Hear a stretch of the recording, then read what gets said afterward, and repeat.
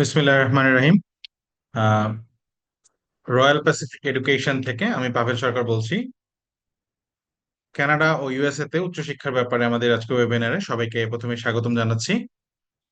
আপনাদের সবাইকে অনেক অনেক শুভেচ্ছা এবং ধন্যবাদ সময় মতো আমাদের এই ওয়েবিনারে জয়েন করার জন্য।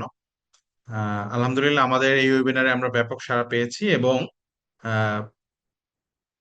1500-ও বেশি মানুষ সরাসরি রেজিস্ট্রেশন করে আমাদের এখানে পার্টিসিপেট করার জন্য আগ্রহ প্রকাশ করেছেন এবং অনেকেই টেকনিক্যাল কারণে এখনো জয়েন করতে পারছেন না।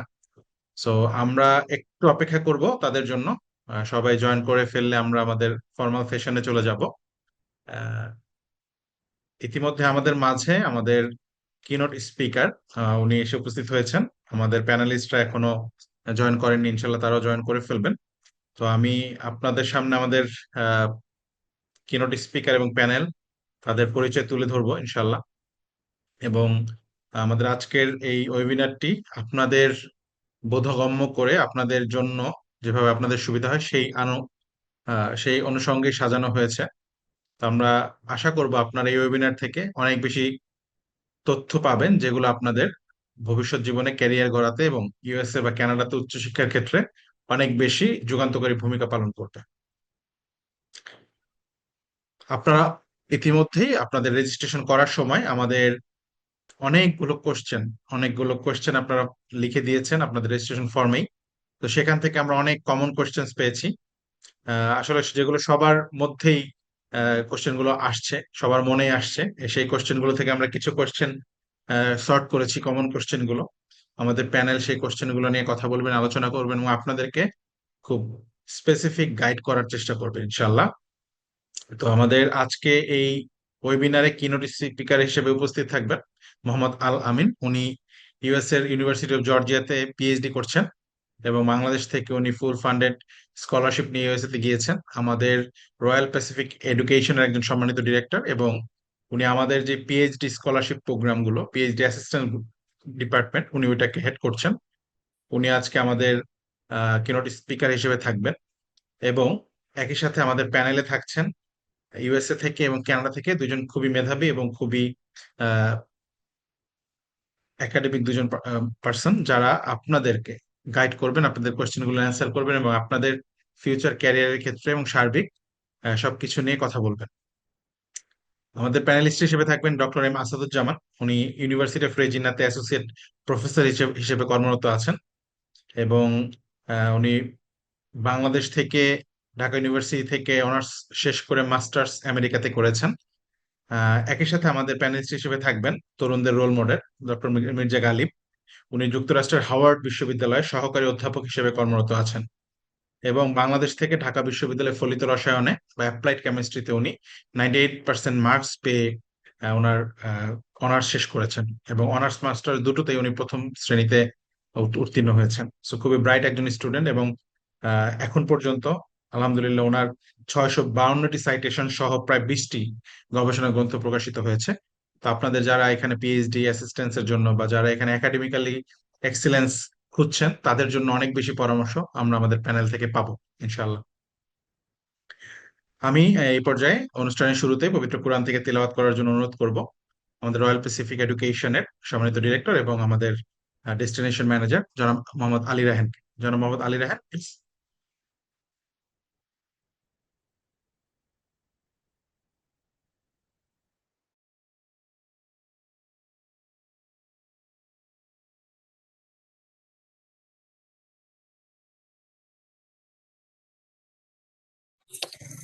আমাকে কি শোনা যাচ্ছে? হ্যালো, আমাকে কি শোনা যাচ্ছে? জি জি, প্লিজ, আমরা শুনতে পাচ্ছি। أعوذ بالله من الشيطان الرجيم. بسم الله الرحمن الرحيم.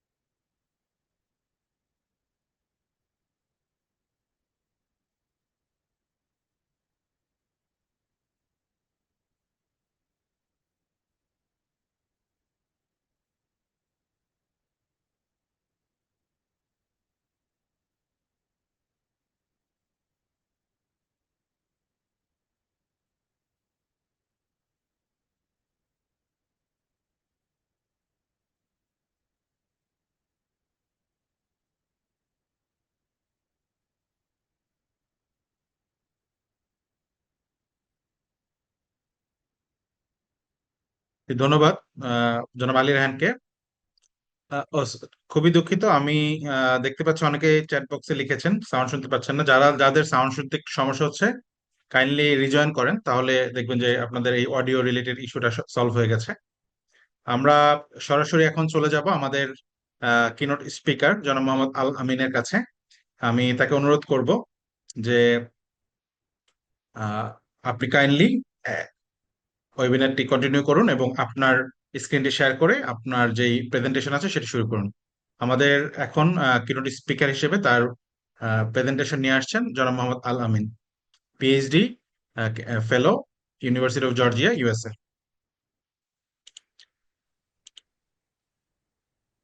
আসসালামু আলাইকুম। আমার কি শোনা যায়? জি, আমরা শুনতে পাচ্ছি। আলহামদুলিল্লাহ, আমরা শুনতে পাচ্ছি। কেউ শুনতে না পেলে আমি বলেছি যে একটু রিজয়েন করলে অডিও রিলেটেড ইস্যু সলভ হয় ইনশাল্লাহ।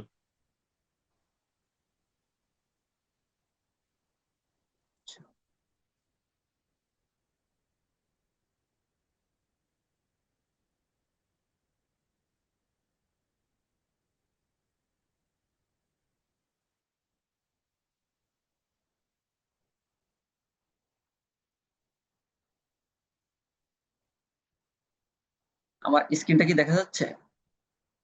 জি, স্ক্রিনটি দেখতে পাচ্ছি। জি।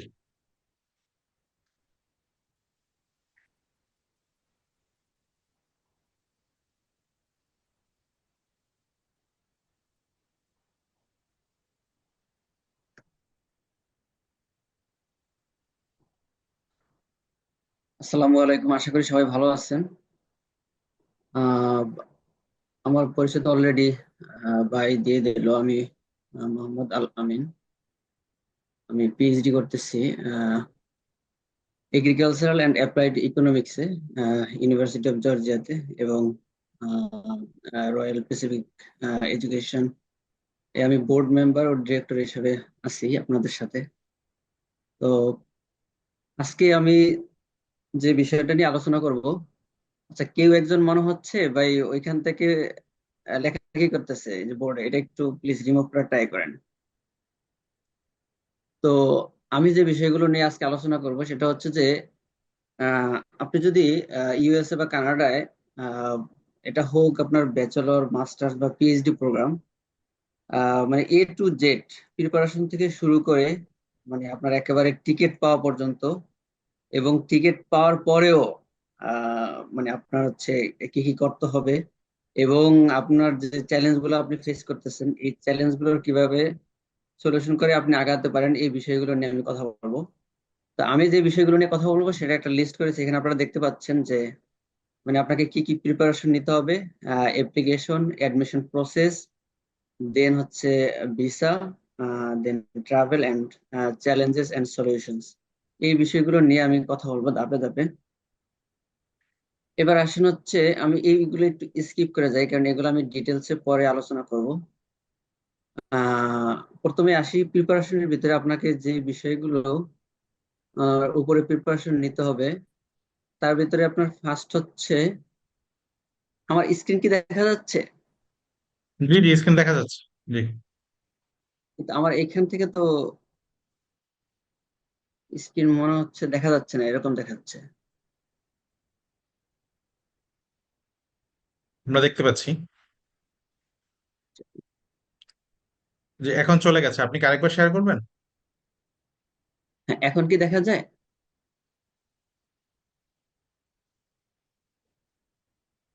হ্যাঁ, আমার স্ক্রিনটা কি এখন দেখা যায়? জি, জি, এখন দেখা যাচ্ছে। আচ্ছা, তো প্রিপারেশনের ভিতরে আপনাদেরকে যে বিষয়গুলো মাথায় রাখতে হবে, তার ভিতরে ফার্স্ট হচ্ছে আপনার সিজিপিএ। আচ্ছা, আমি একটু তো দুঃখিত হ্যাঁ, ইন্টারাপ্ট করার জন্য। আমাদের সম্মানিত panel member doctor M Asadullah, উনি জয়েন করেছেন আমাদের মাঝে, এবং ওনার একটি ইমার্জেন্সি মিটিং এর কারণে ওনাকে খুব দ্রুত লিভ করতে হবে। তো আমরা এখন আমাদের প্যানেল মেম্বার জনাব ডক্টর আসাদুল্লাহকে অনুরোধ করব যে সবার উদ্দেশ্যে ওনার বক্তব্য তুলে ধরার, তারপর আমরা আবার প্রেজেন্টেশন কন্টিনিউ করবো ইনশাল্লাহ। সো আমি ডক্টর আসাদুল্লাহ স্যারকে অনুরোধ করব যে স্যার আপনি প্লিজ আমাদের পার্টিসিপেন্টদের উদ্দেশ্যে এবং আমাদের ওয়েবিনার সম্পর্কে আপনি প্লিজ কিছু আপনার গুরুত্বপূর্ণ বক্তব্য তুলে ধরুন।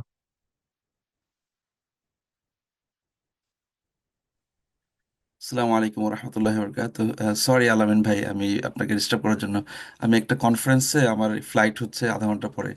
আমি জাস্ট এয়ারপোর্টের পাশে একটা বাসায় এসে এই ওয়েবিনারে জয়েন করছি। আই এম সো সরি আপনাকে ইন্টারাপ্ট করার জন্য। ফরগিভ কোনো মি সমস্যা ফর নেই ভাই। দি ইনকনভিনিয়েন্সেস। আমি হচ্ছে আহ, সবাই যারা শুনছে আমার কথা শোনা যাচ্ছে তাই না? সম্পূর্ণ আলহামদুলিল্লাহ। জি sir. G G.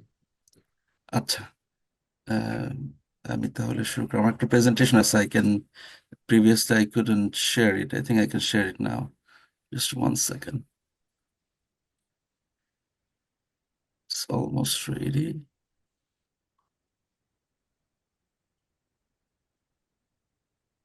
I will be very quick, inshallah. And if you have any question, definitely you're welcome to ask.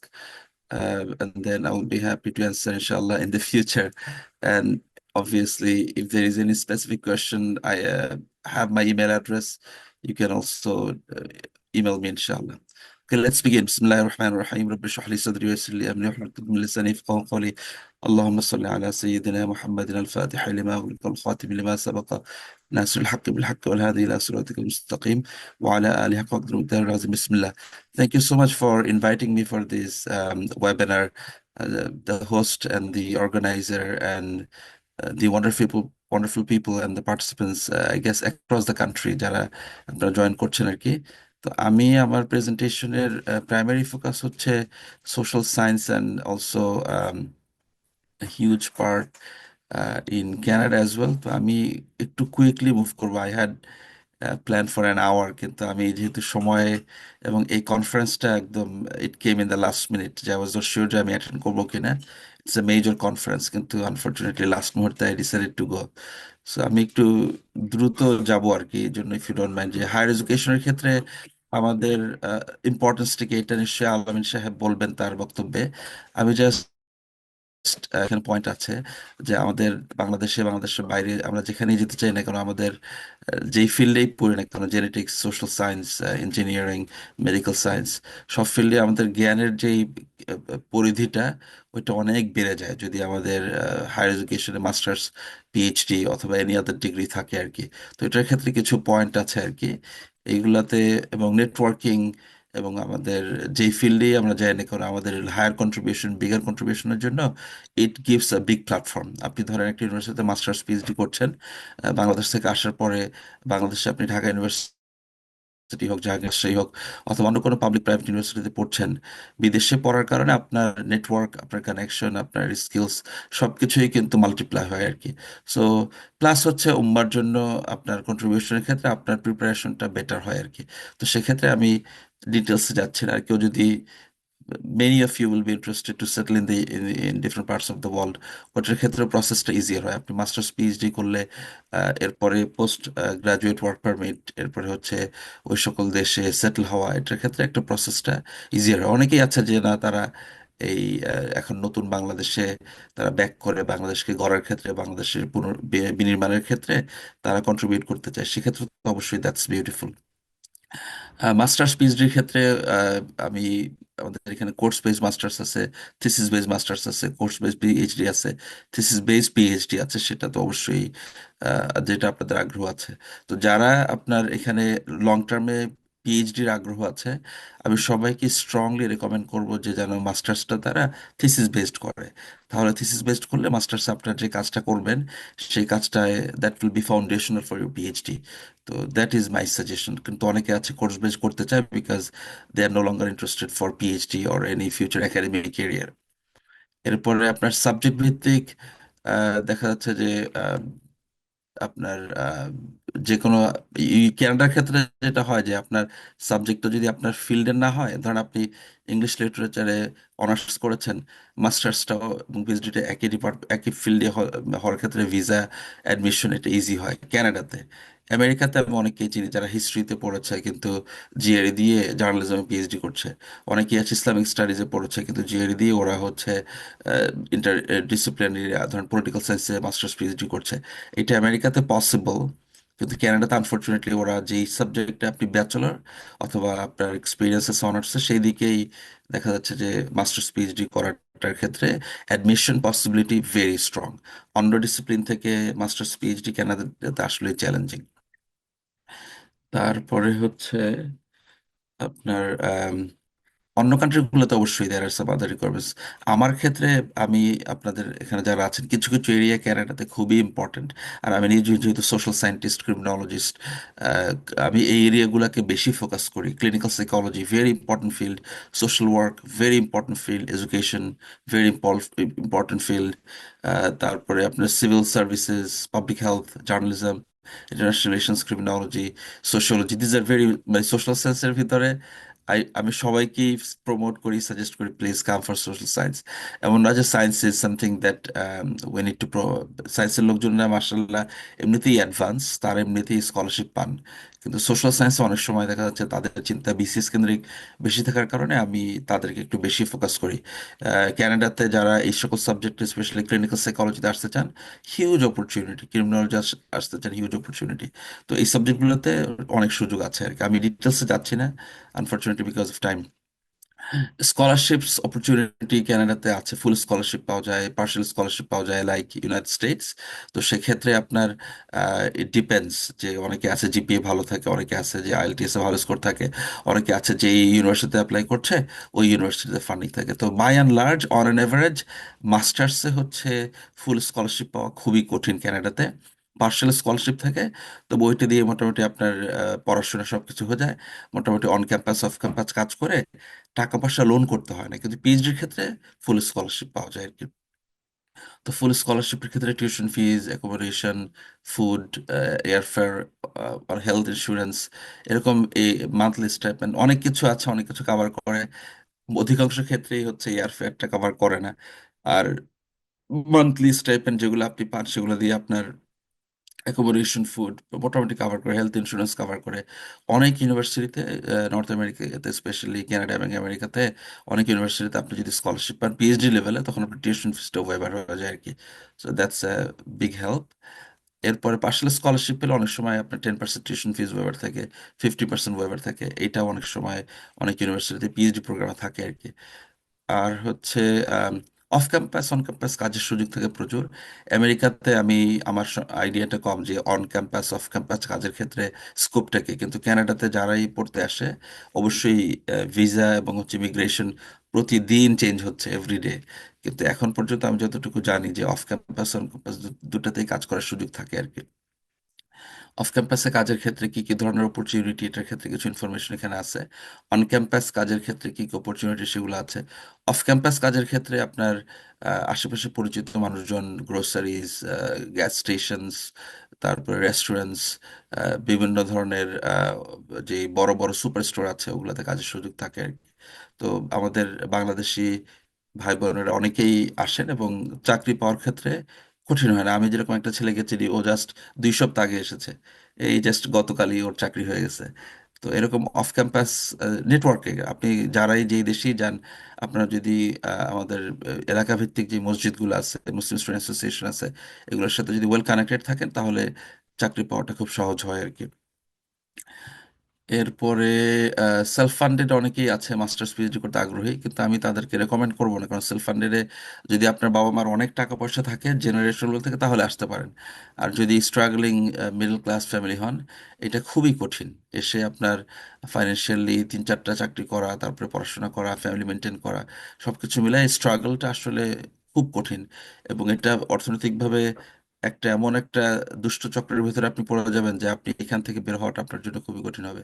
তো ফাইন্যান্সিয়ালি যতটুকু যদি স্কলারশিপ না পাওয়া যায়, ফাইন্যান্সিয়ালি যদি নিজের একটা স্ট্রাকচার না হয়, তাহলে অল্টারনেটিভ চিন্তাগুলো বেটার হবে আর কি।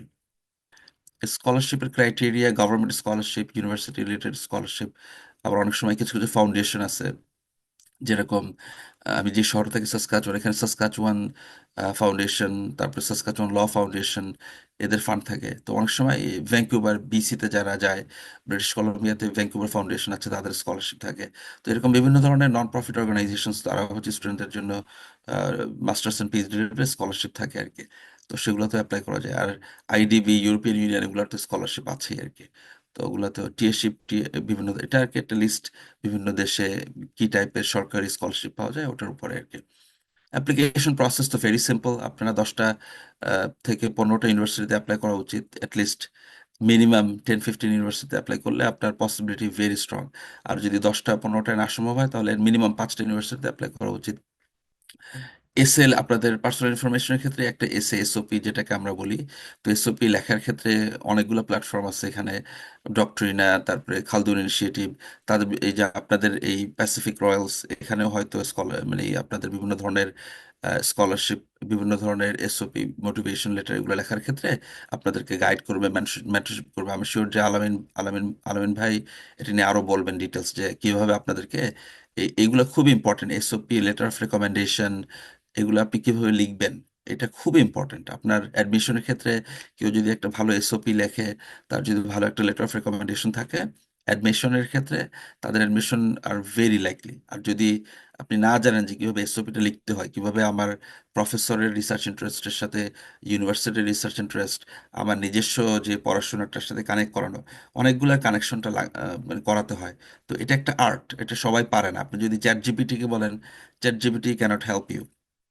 তো এই জায়গাটায় যদি আপনি আলামিন ভাই, খালদুন ইনিশিয়েটিভ, ডক্ট্রিনা, তাদের হেল্প না নেন, তাহলে কিন্তু আপনার স্টেটমেন্ট অফ দ্য পারপাস অথবা আপনার যে লেটার অফ রেকমেন্ডেশন, এগুলো হচ্ছে ভালো, মানে এগুলো আনফর্চুনেটলি হয়তো স্ট্যান্ডার্ড, যে ইউনিভার্সিটি যে স্ট্যান্ডার্ডটা মেনটেন করে সেই স্ট্যান্ডার্ডের হবে না, অথবা রিলেভেন্ট হবে না আর কি। কারণ একটা টিচার অথবা অ্যাডমিশন কমিটি আপনার এসওপিটা খুব ভালো করে পড়বে, কিন্তু হ্যাঁ, রেকমেন্ডেশন লেটারটা খুব ভালো করে পড়বে। তো এটার ক্ষেত্রে খুব সিরিয়াস খেয়াল রাখা উচিত।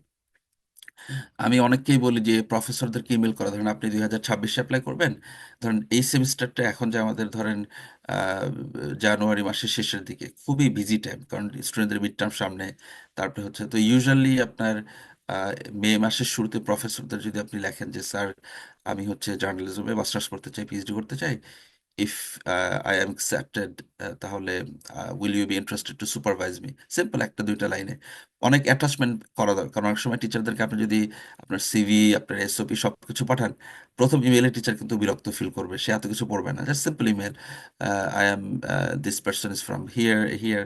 আপনি একটা ইমেলের ভেতরে আপনি আপনার সম্পর্কে 2-3টা সেন্টেন্স লিখলেন, এবং these are the area that your interested, এবং আপনার সাথে স্যারের অথবা ওই প্রফেসরের রিসার্চ ইন্টারেস্ট অ্যালাইন করে আপনি জাস্ট সিম্পল কোয়েশ্চেন করলেন যে sir will you be interested to supervise me if I get accepted in your university.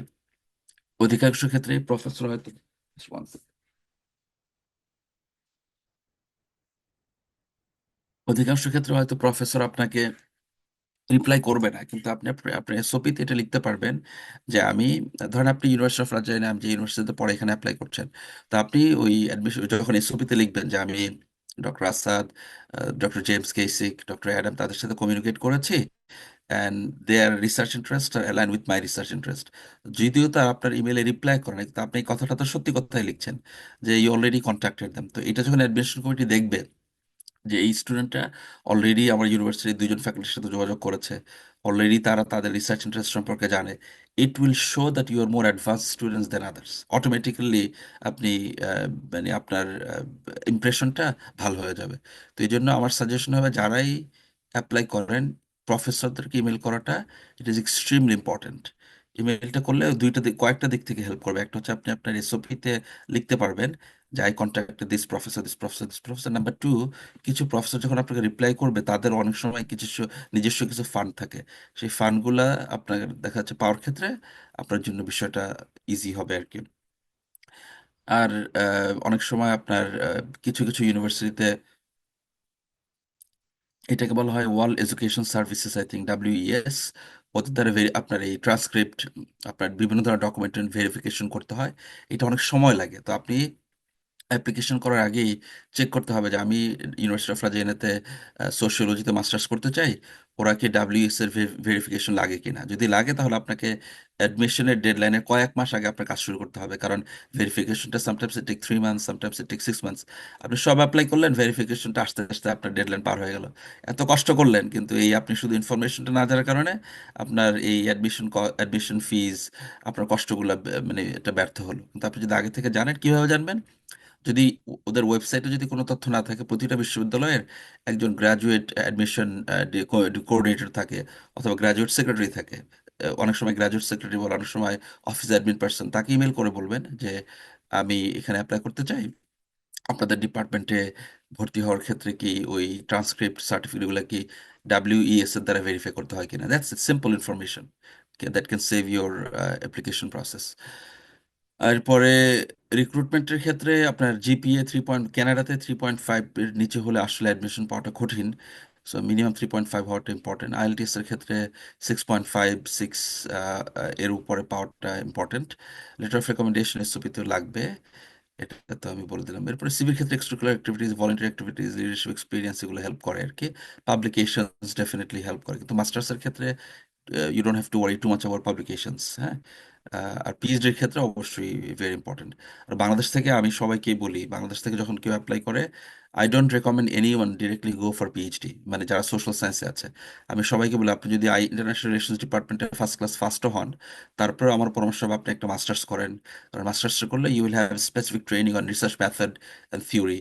ওই মেথড অ্যান্ড ট্রেনিংয়ে, থিওরি ট্রেনিংগুলোর কারণে আপনার যে পাবলিক পিএইচডিটা হবে, that PhD will be your masters piece, মানে that will be your major work. আর আপনি যদি ডাইরেক্ট পিএইচডি প্রোগ্রামে আসেন, আপনি দেখবেন যে থিওরি এবং মেথডে আপনি স্ট্রাগল করছেন। এই জায়গাটা স্ট্রাগল করার কারণে আপনার পিএইচডিটা, মানে ডক্টরাল ওয়ার্কটা একদম সেন্সেশনাল হবে না। এটা না হওয়ার কারণে আপনার চাকরির ক্ষেত্রে একটা দেখা যাচ্ছে যে বড় ধরনের চ্যালেঞ্জ হবে। প্রিপারেশন অবশ্যই, you have to have your vision. যেখানে আপনি যেই শহরেই থাকেন না কেন, খুব রিমোট এরিয়াতে আপনি চাঁপাইনবাবগঞ্জে থাকেন, it doesn't mean you cannot have a long term vision. তো আমাদের বড় চিন্তা করা, স্বপ্ন দেখা, এটা তো করতে হবে। আপনার প্ল্যান করা, এখানে যারা আছেন এই প্ল্যাটফর্মে, ভাইরা যারা আসছেন, তাদের রেগুলার সাজেশন নেওয়া, তাদের পরামর্শ নেওয়া, তাদের আপনার এই আপনার প্যাসিফিক রয়্যালসের যে ভাইরা আছেন তাদের পরামর্শ নেওয়া, খালদুর ইনিশিয়েটিভের পরামর্শ নেওয়া, ডক্টরিনের পরামর্শ নেওয়া, যেই প্ল্যাটফর্মের সাথে আছেন না কেন, সবগুলো প্ল্যাটফর্মে তাদের কাছ থেকে পরামর্শ নিয়ে একটা নিজেরা সুন্দর করে একটা স্ট্র্যাটেজিক প্ল্যানিং ঠিক করা আর কি। হ্যাঁ, এরপরে তো আমি সবকিছু বললাম। I think these are all repetitive. Public private university doesn't matter, বাংলাদেশে আপনার কোন ইউনিভার্সিটি থেকে আসতেছেন, ইউনিভার্সিটিগুলোতে যখন অ্যাপ্লাই করেন, ইট ডাজন্ট ম্যাটার যে আপনি একদম সিলেটের একটা ইউনিভার্সিটি থেকে, যেটা আপনার নতুন হয়েছে, সেখান থেকে অ্যাপ্লাই করছেন, অথবা কুমিল্লাতে একটা ইউনিভার্সিটি থেকে অ্যাপ্লাই করছেন, বরিশালে একটা পাবলিক সরি প্রাইভেট ইউনিভার্সিটি থেকে অ্যাপ্লাই করছেন, because they have no idea that এটা কি বরিশালে একটা ইউনিভার্সিটি নাকি Dhaka university. So as long as আপনার জিপিএ ইজ গুড, আপনার SOP is good, recommendation letter is good, আপনার overall planning is good, you have more likelihood in terms of getting admission and scholarships. আর scholarship, আপনি যখন ইউনিভার্সিটিগুলো বাছাই করবেন, আপনার scholarship টাইপোলজিটা কি, স্কলারশিপ যদি আপনার ভালো হয়, ওইটার ডিপেন্ড করবে, ডিকটেট করবে আপনার যেই সাবজেক্টে আপনি পড়াশোনা করতে যাচ্ছেন, আপনার যেই সুপারভাইজার থাকবে, তার তার সাথে আপনার কতটুকু ভালো লেগেছে। সুপারভাইজারের সাথে 2-3 বার মিটিং করে যদি মনে হয় এই সুপারভাইজারটা খুব কাইন্ড, তাহলে মানে সুপারভাইজার সিলেক্ট করার ক্ষেত্রে তার সুপারভাইজারের একাডেমিক ক্রেডেনশিয়ালটা দেখার চেয়েও আমি সাজেস্ট করবো সুপারভাইজার আসলে কাইন্ড কিনা। কারণ সুপারভাইজার যদি কাইন্ড না হয়, তাহলে আপনার লাইফটা খুবই চ্যালেঞ্জিং হবে। আমি অনেক মানুষকে চিনি, অক্সফোর্ড, কেমব্রিজ, হার্ভার্ড এরকম টপ স্কুল ইউনিভার্সিটিগুলোতে মাস্টার্স পিএইচডি করছে, যে কারণে হোক সুপারভাইজার ভালো না, এরা এদের জীবনটা শুধু একদম তেজপাতা করে ফেলছে, বুঝছেন। একদম এমন অবস্থা যে পিটিএসডিতে আক্রান্ত। আমি একজনকে চিনি, সে হচ্ছে কেমব্রিজের টপ ইউনিভার্সিটিতে পড়ে, সে একদম নোবেল প্রাইজ পাবে এই টাইপের ল্যাবে কাজ করে, কিন্তু এমন ধরনের কড়া সুপারভাইজার পেয়েছে যে সে এখন আপনার অসুস্থ হয়ে দেখা যাচ্ছে যে, মানে ডায়াগনোস উইথ পিটিএসডি, মানে একদম মেজর মেন্টাল হেলথ আক্রান্ত আর কি। তো এটা দরকার নাই তো এটার ক্ষেত্রে। তো এটার ক্ষেত্রে সুপারভাইজারের সাথে যখন আপনি বসবেন, কথা বলবেন, মানে খুঁজে বের করা যায় আমার সুপারভাইজারটা কাইন্ড কিনা আর কি। কাইন্ড না হলে তাহলে ইউ হ্যাভ টু রিথিঙ্কিং, এটা sometimes more important than scholarships.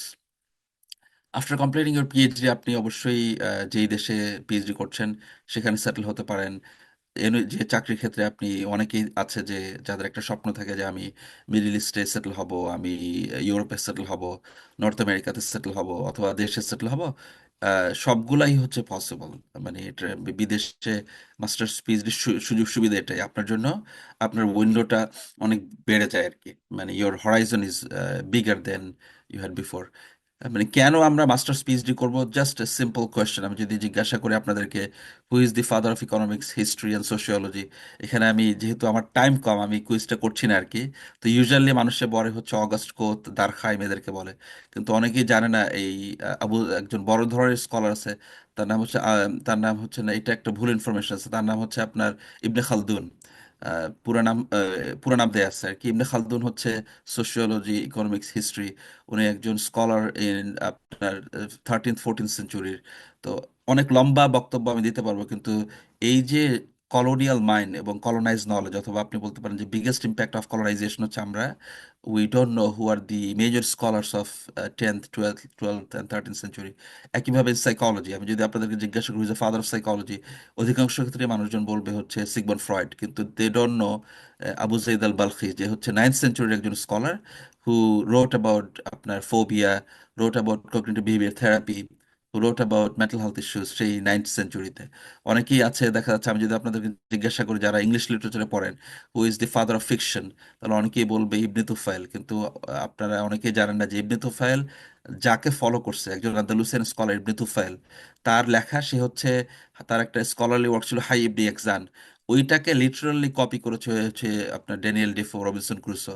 এবং অনেকে ড্যানিয়েল ডিফোকে বলা হয় হচ্ছে father of fiction in English literature আর কি। কিন্তু দে ডোন্ট নো যে ড্যানিয়েল ডেফোর মেজর ওয়ার্ক ছিল ফ্রম ইবনে তুফাইল আর কি। এনিওয়ে, আমি এগুলো আপনাকে দেওয়ার উদ্দেশ্য যে এই যে যে স্কলারদের নাম বলতেছি, এরা সবাই ছিল পলিম্যাথ, এরা সবাই ছিল কোরআনে হাফেজ, এরা সবাই ছিল experts in social science and arts. এই যে কম্প্রিহেন্সিভ নলেজ, এই কম্প্রিহেন্সিভ নলেজটা আপনি যদি মাস্টার্স পিএইচডি এবং একাডেমিক্যালি আপনি যদি স্ট্রং না থাকেন, এটা সম্ভব হয় না। আপনার any kind of academic persuasion, আপনি দেশে এগ্রিকালচার একজন বড় স্কলার হবেন, অথবা এগ্রিকালচারের জন্য বাংলাদেশে আপনি মেজর কন্ট্রিবিউট করবেন, জেনেটিক ইঞ্জিনিয়ারিং আপনি বড় কন্ট্রিবিউট করবেন, পলিটিক্যাল সায়েন্সে আপনি বড় কন্ট্রিবিউট করবেন, ক্রিমিনোলজিতে আপনি বড় কন্ট্রিবিউট করবেন, সব জায়গাতেই আপনার একাডেমিক স্কলারলি আপনার যে প্রিপারেশন, এটার ক্ষেত্রে হায়ার এডুকেশন ইজ ফান্ডামেন্টাল। আর হায়ার এডুকেশনের ক্ষেত্রে অনেক ধরনের লিমিটেশন আছে। আমি আজকে লিমিটেশনগুলো এখানে বলছি না, আমি শুধু একটা কথাই বলি যে যেই সাবজেক্টে যে ডিসিপ্লিনেই পড়তে যান না কেন, এই সবগুলো ডিসিপ্লিনই হচ্ছে extremely colonised in their discipline, specially social সায়েন্সে। তো এই জায়গাটায় আপনারা যখন পড়তে যাবেন, ডিকলোনাইজড মাইন্ড কি, ডিকলোনিয়াল প্যারাডাইমটা কি, এগুলো নিয়ে প্রচুর কাজ এখন হচ্ছে। 2025-এ, 2024-এ, 2023-এ, গত লাস্ট আপনার 5-6 ইয়ার্স ধরে ডিকলোনিয়াল মাইন্ড, ডিকলোনাইজ থিঙ্কিং, এগুলো নিয়ে প্রচুর কাজ হচ্ছে। How do you have a decolonised discipline with regard to criminology, how do you have a decolonized sociology, how do you have a decolonized international relations, এগুলো নিয়ে প্রচুর অ্যাক্রস দ্য ওয়ার্ল্ড প্রচুর কাজ হচ্ছে। তো আপনারা যেই ডিপার্টমেন্টে, যেই সাবজেক্টে, যেই ইউনিভার্সিটিতে পড়তে যান না কেন, একটু কেয়ারফুল থাকলে you will have those guided discussion, যে আপনারা পড়তে যাচ্ছেন হচ্ছে একটা স্কলারলি ওয়ার্কে, আপনি পড়তে যে আপনি নিজেই হচ্ছে কলোনাইজড হয়ে গেলেন, আপনার মাথার ভিতরে আপনি এই ইউরোসেন্ট্রিক যে প্যারাডাইম অথবা ইউরোপিয়ান কলোনিয়াল মাইন্ড, ওইটা আপনি নিজেই হচ্ছে ওর দ্বারা আক্রান্ত হয়ে গেলেন আর কি। তো এটার একটা বড় রিস্ক থাকে আর কি, যারা এই মাস্টার্স পিএইচডি করতে এই আপনার ইউরোপিয়ান ওয়েস্টার্ন ওয়ার্ল্ডে আসে আর কি। তো এটার ক্ষেত্রে ডিকলোনিয়াল স্কলারদের emergence very strong, indigenous scholar যারা আছে তারাও ভেরি স্ট্রং। তো তাদেরকে আপনি দেখা যাচ্ছে যে ইজিলি হচ্ছে ফলো করতে পারবেন ইনশাল্লাহ। আমি এতটুকু বলে আমি আমার বক্তব্য শেষ করছি। Sorry, I have to catch a flight. যদি কারো কোনো প্রশ্ন থাকে, ডেফিনেটলি আলামিন ভাই and হচ্ছে folks in Royal Pacific, they will be more than happy to guide you. Again, grateful to Royal Pacific for hosting this very beautiful webinar for Bangladeshi students. I sincerely hope and pray that this particular webinar will guide you, will give you vision, and will offer you some tangible supports, financial supports in terms of application fees, your fees for GRE and TOEFL, your fees for IELTS. কারণ এই specific support is very important. Have a wonderful rest of the seminar, and I'm so sorry that I need to leave early. Take care. Assalamu alaikum. Thank you very much doctor Asadullah sir. আমরা অনেক বেশি উপকৃত হয়েছি, এবং have a safe flight. আমাদের সাথে ইতিমধ্যে আমাদের panel member Mirza Ghalib, doctor Mirza Ghalib, উনি উপস্থিত হয়েছেন।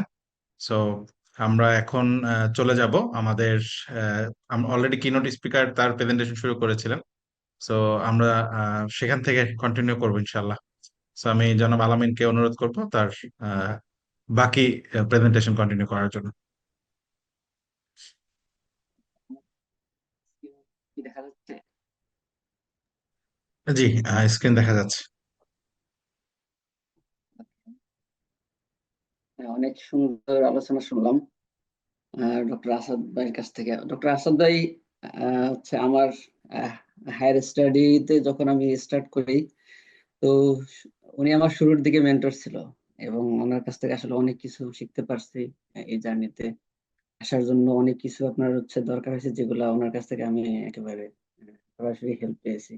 তো যাই হোক, আলহামদুলিল্লাহ। আমি যে বিষয়টা আপনাদেরকে বলতে চাচ্ছিলাম যে প্রিপারেশনের জন্য আপনাদের যে যে বিষয়গুলো খেয়াল রাখতে হবে, প্রথম হচ্ছে সিজিপি এর কথাটায় আসি। আমরা অনেক সময় অনেকে মনে করি যে ধরেন আমি হচ্ছে মাস্টার্স বা পিএইচডি তে অ্যাপ্লাই করব। এখন আমার ব্যাচেলর কমপ্লিট না করলে মনে হয় আমি হচ্ছে অ্যাপ্লাই করতে পারবো না। বা ধরেন হচ্ছে আমি ইউএসএ তে ব্যাচেলর অ্যাপ্লাই করব, কিন্তু আমার এখনো এইচএসসি শেষ হয় নাই, হ্যাঁ, তাহলে কি আমি অ্যাপ্লাই করতে পারবো? তো এইখানে আপনাদেরকে একটু বলে রাখি, সেটা হচ্ছে যে আপনার যদি ব্যাচেলর যদি কমপ্লিট নাও হয়ে থাকে, মানে আপনি যদি ধরেন হলো থার্ড ইয়ারে থাকেন, বা আপনি যদি সেমিস্টার ধরেন হলো সেভেন্থ সেমিস্টারের দিকে থাকেন, হ্যাঁ, তাহলেও কিন্তু আপনি হচ্ছে ওই যে পর্যন্ত আপনার রেজাল্ট আছে আপনি ওইগুলো দিয়ে আপনি অ্যাপ্লাই করতে পারবেন। এখন এটা আমি কেন বলতেছি, ধরেন আপনি সেভেন সেমিস্টারে আছেন, এখন আপনার ব্যাচেলর শেষ হবে ধরেন হচ্ছে আরো 5-6 মাস পরে, হ্যাঁ। এখন আপনি যদি ফল 2025 এর জন্য আপনি অ্যাপ্লাই করেন, তাহলে কিন্তু আপনাকে ইউএসএ তে আসতে হবে ধরেন জুলাই বা অগাস্টের দিকে। তো এই সময়টার ভিতরে দেখা যাবে যে আপনার এদিকে ব্যাচেলরও কমপ্লিট হয়ে গেল, আর এদিকে আপনার হচ্ছে অফারও পেয়ে গেলেন। তখন দেখা গেল যে আপনার কোনো গ্যাপ ইয়ার থাকলো না, আপনি হচ্ছে জাস্ট একেবারে ব্যাচেলর কমপ্লিট করার পরপরই আপনি এখানে চলে আসতে পারেন। বা আমি যদি ইন্টারমিডিয়েটের কথা বলি, ধরেন আপনার এইচএসসি পরীক্ষা, আপনি ধরেন এবার হচ্ছে সেকেন্ড ইয়ারে আছেন, বা আপনি এইচএসসি এখন দিতেছেন, কিন্তু আপনি রেজাল্টের জন্য ওয়েট করতেছেন যে আমার তো এখনো রেজাল্ট দেয়নি, আমি কি এখন অ্যাপ্লাই করবো কি করবো না। তো এই ক্ষেত্রে আমি বলবো যে বাংলাদেশে এরকম আপনার রেকর্ড আছে, এরকম স্টুডেন্ট আছে যাদের কোনো এইচএসসি রেজাল্ট দেয় নাই, কিন্তু ঠিকই আপনার হচ্ছে এমআইটি তে, হ্যাঁ, চান্স পেয়ে বসে আছে। তো এটা হচ্ছে কি যে আপনাদের এই ইনফরমেশনটা অনেকে জানে না, যার কারণে আমি একটু শেয়ার করলাম। এবার আসেন যে ম্যাক্সিমাম ইউনিভার্সিটি গুলোতে যে আপনার সিজিপি এর যে একটা রিকোয়ারমেন্ট আপনার, আমি প্রথমে বলি যে আপনার যে আপনার ব্যাচেলর সিজিপি আপনার কেমন থাকা লাগবে। Minimum most of the university আপনার রিকোয়ারমেন্ট হচ্ছে যে সিজিপিএ 3 ওরা অ্যাকসেপ্ট করে। তবে এর মধ্যে আবার আপনার কিছু আপনার হচ্ছে এক্সেপশনাল আছে, যেরকম আপনার আমার পরিচিত একজন ভাই আছে, ওনার সিজিপিএ মাত্র 2.89। উনি 2.89 সিজিপিএ নিয়ে ইউএসএ তে আপনার হচ্ছে মাস্টার্সে ফুল ফান্ডিং এখানে আপনার আসছে। তো এখন আপনাদের কোশ্চেন হতে পারে যে ভাই তাহলে সেফ জোন কোনটা, হ্যাঁ। সেফ জোন আমি বলবো যে আপনার সিজিপি যদি 3.5 বা তার বেশি থাকে, তাহলে আপনি সেফ জোনে আছেন। মানে ধরেন আপনি আপনি যদি 100% ইউনিভার্সিটির ভিতরে ধরেন আপনি 90% ইউনিভার্সিটি থেকে আপনি হচ্ছে অ্যাডমিশন অফার পাবেন। যে বিষয়টা সেটা হচ্ছে যে জিআরই, আপনাদের মধ্যে অনেকেই আপনারা হচ্ছে হয়তো জিআরই প্রিপারেশন নিতে চান বা জিআরই সম্পর্কে জানেন না, তাদের জন্য আমি হচ্ছে এই পার্টটা রাখছি। যদিও আপনার হচ্ছে জিআরই ছাড়া আপনার অনেক ইউনিভার্সিটি আছে যেগুলোতে আপনার হচ্ছে এখানে ইউএসএ যদি আপনি আসতে চান তাহলে অ্যাপ্লাই করা যায়। বিস্তারিত কথা বলবো, এখানে জাস্ট আমি একটা ওভারভিউ দিব যে আপনার জিআরই স্ট্রাকচারটা কি। জিআরই এক্সামটা মূলত আপনার 340 স্কোর একটা আপনার পরীক্ষা হয়, যার মিনিমাম হচ্ছে আপনার 260, আর ম্যাক্সিমাম হচ্ছে আপনার হচ্ছে 340। এটা দ্বারা আমি এটা বোঝাচ্ছি যে ধরেন আপনি জিআরই এর জন্য আপনি রেজিস্ট্রেশন করলেন, যদি আপনি রেজিস্ট্রেশন করেন তাহলে আপনি অটোমেটিক্যালি আপনি পরীক্ষা অ্যাটেন্ড করলে আপনি 260 এমনি পাবেন, হ্যাঁ। তো এরপরে আপনার ধরেন স্কোর বাড়বে, যে আপনি কতগুলো কোশ্চেন আপনি কারেক্ট ভাবে আনসার দিতে পারছেন সেটার উপর আর কি ডিপেন্ড করে। আর এখানে আরেকটা পার্ট থাকে, সেটা হচ্ছে অ্যানালাইটিক্যাল রাইটিং আপনার অ্যাসেসমেন্ট। এটার আপনার হচ্ছে দুইটা এসে লিখতে হয় এখানে। এটার স্কোরিংটা হয় আপনার মানে 0 থেকে আপনার 6 এর মধ্যে আর কি। আর কস্ট এবং রেজিস্ট্রেশনের দিক থেকে আমি বলবো যে জিআর এর জন্য আপনার কস্ট হয় $220 মতো। আর যদি আপনি এরকম হয় যে ধরেন আপনি হচ্ছে আহ, জুলাইয়ের দিকে আপনি রেজিস্ট্রেশন হচ্ছে করলেন যে এক্সাম দিবেন, কিন্তু আপনি দেখলেন যে আপনার প্রিপারেশনটা তত একটা ভালো হয় না, হ্যাঁ, আপনি চাচ্ছেন যে আরেকটু টাইম নিয়ে আপনি হচ্ছে প্রিপারেশন নিয়ে দেন হচ্ছে পরীক্ষাটা দিবেন, তো সেই ক্ষেত্রে আপনি রিশিডিউল করতে পারেন। তো রিশিডিউল করতে গেলে আপনাকে এক্সট্রা $50 ফাইন দিতে হবে আর কি।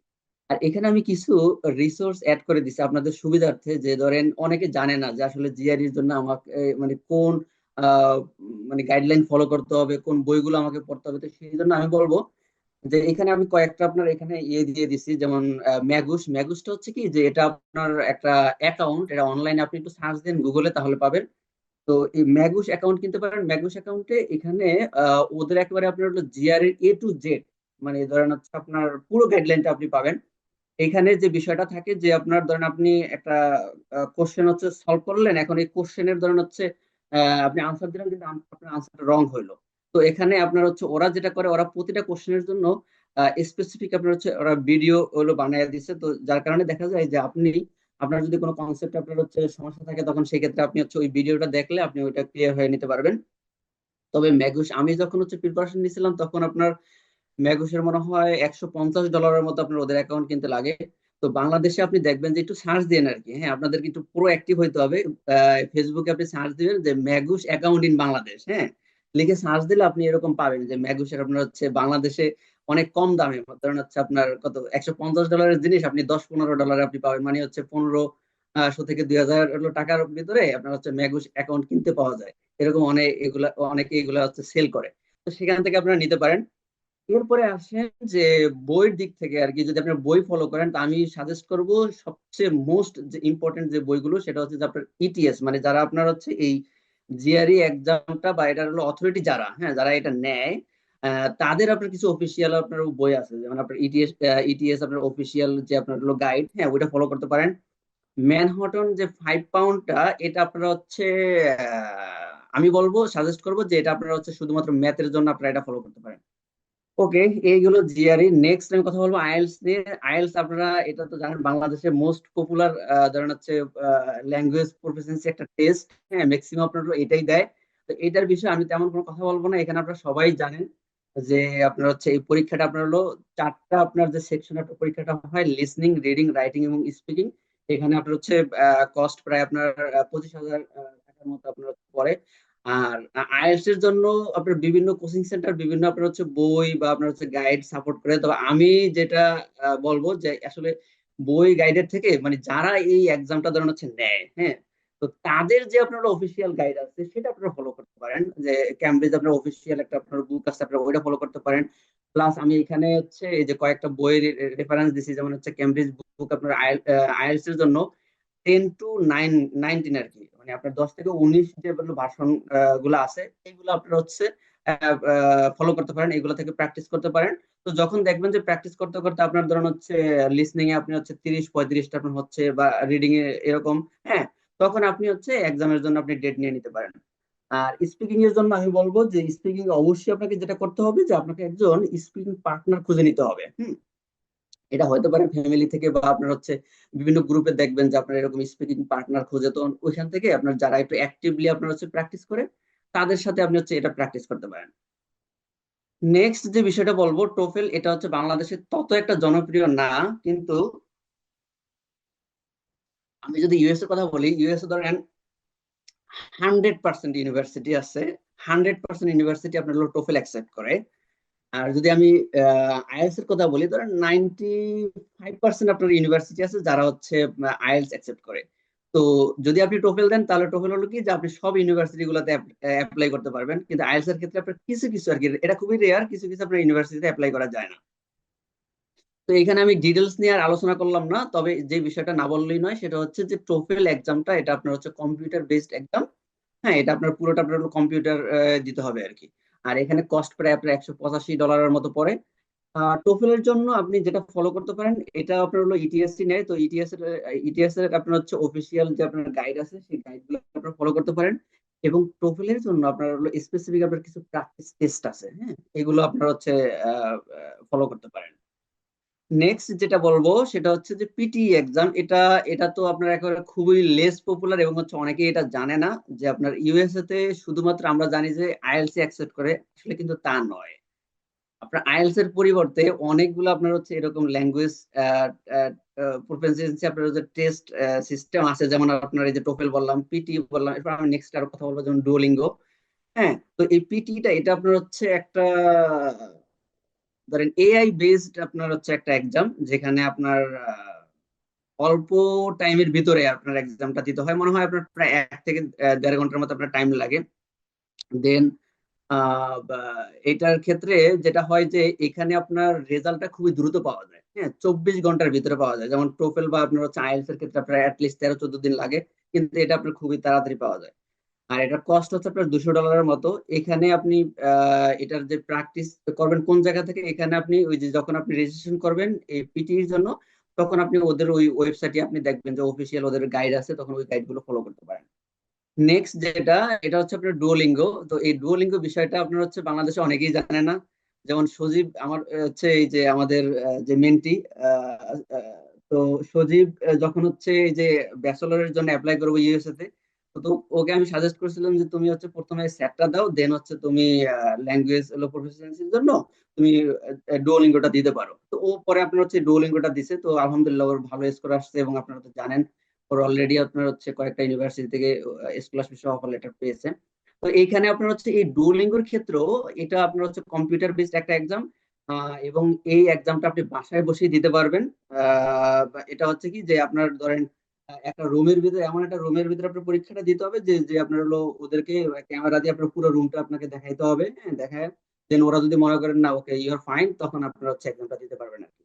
আর এটা আপনার 1 ঘন্টার ভিতরে এক্সামটা হয়ে যায় আর কি, মানে পুরো একেবারে আপনার হচ্ছে যে 4টা যে সেকশন আছে লিসনিং, রিডিং, রাইটিং এবং স্পিকিং, সবগুলো আপনার হচ্ছে 1 ঘন্টার ভিতরে হয়ে যায়। এবং সবচেয়ে আপনার সুবিধা হচ্ছে যে আপনার যদি ফাইন্যান্সিয়াল কোনো ব্যারিয়ার থাকে, তাহলে এই ক্ষেত্রে আপনি এটা চুজ করতে পারেন, কারণ এটার ক্ষেত্রে কস্ট খুবই কম, মাত্র $65, যেটা বাংলাদেশি ধরেন আপনার 6-7 হাজার টাকার মতো আর কি। এবং এটার রেজাল্টটাও আপনার খুব দ্রুত পাওয়া যায়, 2 দিনের ভিতরে ওরা হচ্ছে আপনার রেজাল্ট দিয়ে দেয়। এবং ডুওলিঙ্গোর ক্ষেত্রে সবচেয়ে সুবিধাটা হচ্ছে যে আপনার ডুওলিঙ্গোতে ডুওলিঙ্গো স্কোর যদি আপনি কোনো ইউনিভার্সিটিতে পাঠাতে চান, সেটা আপনি হলো মানে ফ্রিতে পাঠাতে পারবেন। যেটা আপনার হচ্ছে আইএলটিএস বা টোফেলের ক্ষেত্রে অনেক সময় দেখা যায় যে আইএলটিএস এর ক্ষেত্রে আপনার হচ্ছে হার্ড কপি পাঠাইতে হয়। তখন আপনার প্রায় আপনার 2400 টাকার মতো আপনার মনে হয় খরচ হয় আপনার হচ্ছে ওইটা পাঠানোর জন্য। কিন্তু এটা আপনার হলো টোটালি ফ্রি আর কি। আহ, এই হলো আপনার হচ্ছে যে ল্যাঙ্গুয়েজ প্রফিসিয়েন্সি টেস্ট নিয়ে কথাবার্তা। এখন আসেন আমি যে বিষয়টা কথা বলবো সেটা হচ্ছে আপনার প্রিপারেশনের ভিতরে যে আরেকটা আপনার ডকুমেন্ট রেডি করতে হবে, সেটা হচ্ছে সিভি বা আপনার রিজিউমি বলেন। তো এখানে আমি আলহামদুলিল্লাহ এই যে এই ফল 2025-এ অনেক আপনার যে স্টুডেন্টরা আসবে, এর ভিতরে আমার অনেক আপনার হচ্ছে স্টুডেন্টদের প্রায় আপনার মোর দেন 100 স্টুডেন্টদের আপনার এই যে এসওপি, সিভি এবং আপনার রিকমেন্ডেশন লেটার এগুলা রিভিউ করার আমার সুযোগ হয়েছে। তো ওইখান থেকে আমি যেটা আর কি বুঝলাম যে ম্যাক্সিমাম স্টুডেন্টের ক্ষেত্রে যে একটা মানে একাডেমিক যে সিভি কিভাবে লিখতে হয় এটা তারা জানে না। তো সেক্ষেত্রে আমি বলবো যে এই সিভিটা আপনার অবশ্যই অবশ্যই আপনি ট্রাই করবেন যে আপনার হলো মানে 2 পেজের ভিতরে আপনার হলো এটা লেখার ট্রাই করবেন। এবং এখানে যে বিষয়গুলো আপনাকে হাইলাইট করতে হবে সেটা হচ্ছে যে আপনার এডুকেশনাল ব্যাকগ্রাউন্ডটা, আপনার ওয়ার্ক এক্সপিরিয়েন্স এবং আপনার যেই রেলিভেন্ট যে স্কিল গুলো আছে এগুলো আপনি হলো অ্যাড করতে পারেন। এবং আপনার যারা আন্ডার গ্রাজুয়েটে আসবেন তাদের ক্ষেত্রে আমি বলবো যে এক্সট্রা কারিকুলার অ্যাক্টিভিটিস গুলো আপনারা বেশি হাইলাইট করতে পারেন এখানে।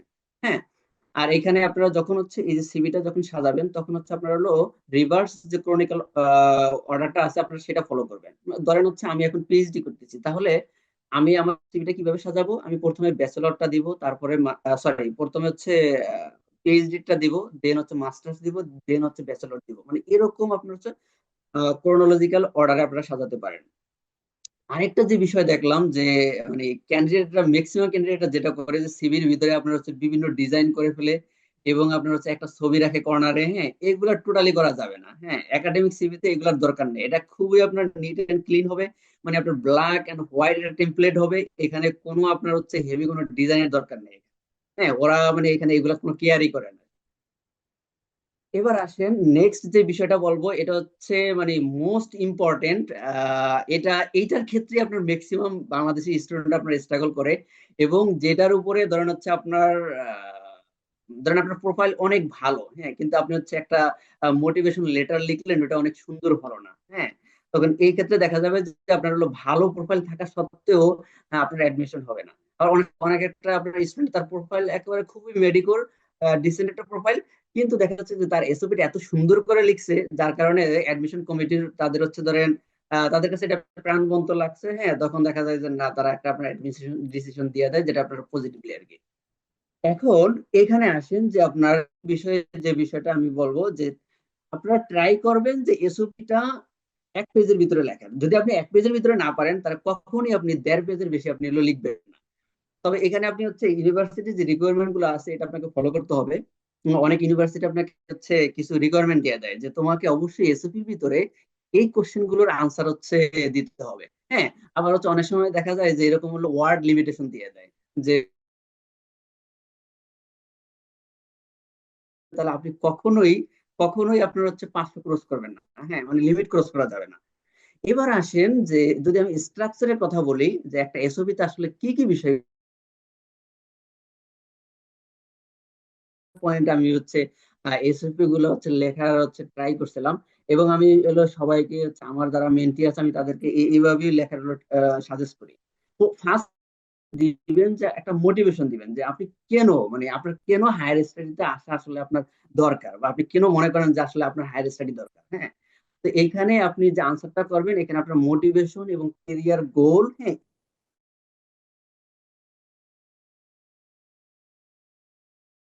যেটা আপনাকে হাইলাইট করতে হবে সেটা হচ্ছে যে আপনি হায়ার স্টাডি করতে আসতেছেন, ওকে ফাইন, কিন্তু আপনি এ পর্যন্ত মানে কি কি আপনার হচ্ছে একাডেমিক আপনার হচ্ছে ব্যাকগ্রাউন্ড আছে, হ্যাঁ, এবং আপনি কি কি প্রিপারেশন নিছেন। একাডেমিক ব্যাকগ্রাউন্ড বলতে বোঝাচ্ছি যে আপনি কি কি কোর্স ওয়ার্ক করছেন, হ্যাঁ, এবং আপনি ওই কোর্স ওয়ার্কে আপনার হচ্ছে কি কি শিখছেন, হ্যাঁ, এবং আপনার ধরেন হচ্ছে ওইখানে আহ, কত গ্রেড পাইছেন, এবং আপনার হচ্ছে ওইখানে আপনি হাইলাইট করতে পারেন যে আপনার টপিক গুলো, ধরেন আপনি হচ্ছে যদি মাস্টার্স বা পিএইচডি তে আসতে চান, তাহলে মাস্টার্স বা পিএইচডি রিলেটেড যে আপনার হচ্ছে টপিক গুলো রেলিভেন্ট, ওই টপিক গুলো আপনার হচ্ছে এসওপি তে আপনি হাইলাইট করতে পারেন। আমি খুবই হচ্ছে শর্টে বলতেছি, কারণ আমার টাইম খুবই কম, মাত্র 25 মিনিট আমাকে টাইম দেওয়া হয়েছে। তো আমি জানি না যে আসলে এটা শেষ করতে পারবো কিনা, তো আমি চাচ্ছি যে যত দ্রুত পারি আর কি শেষ করতে।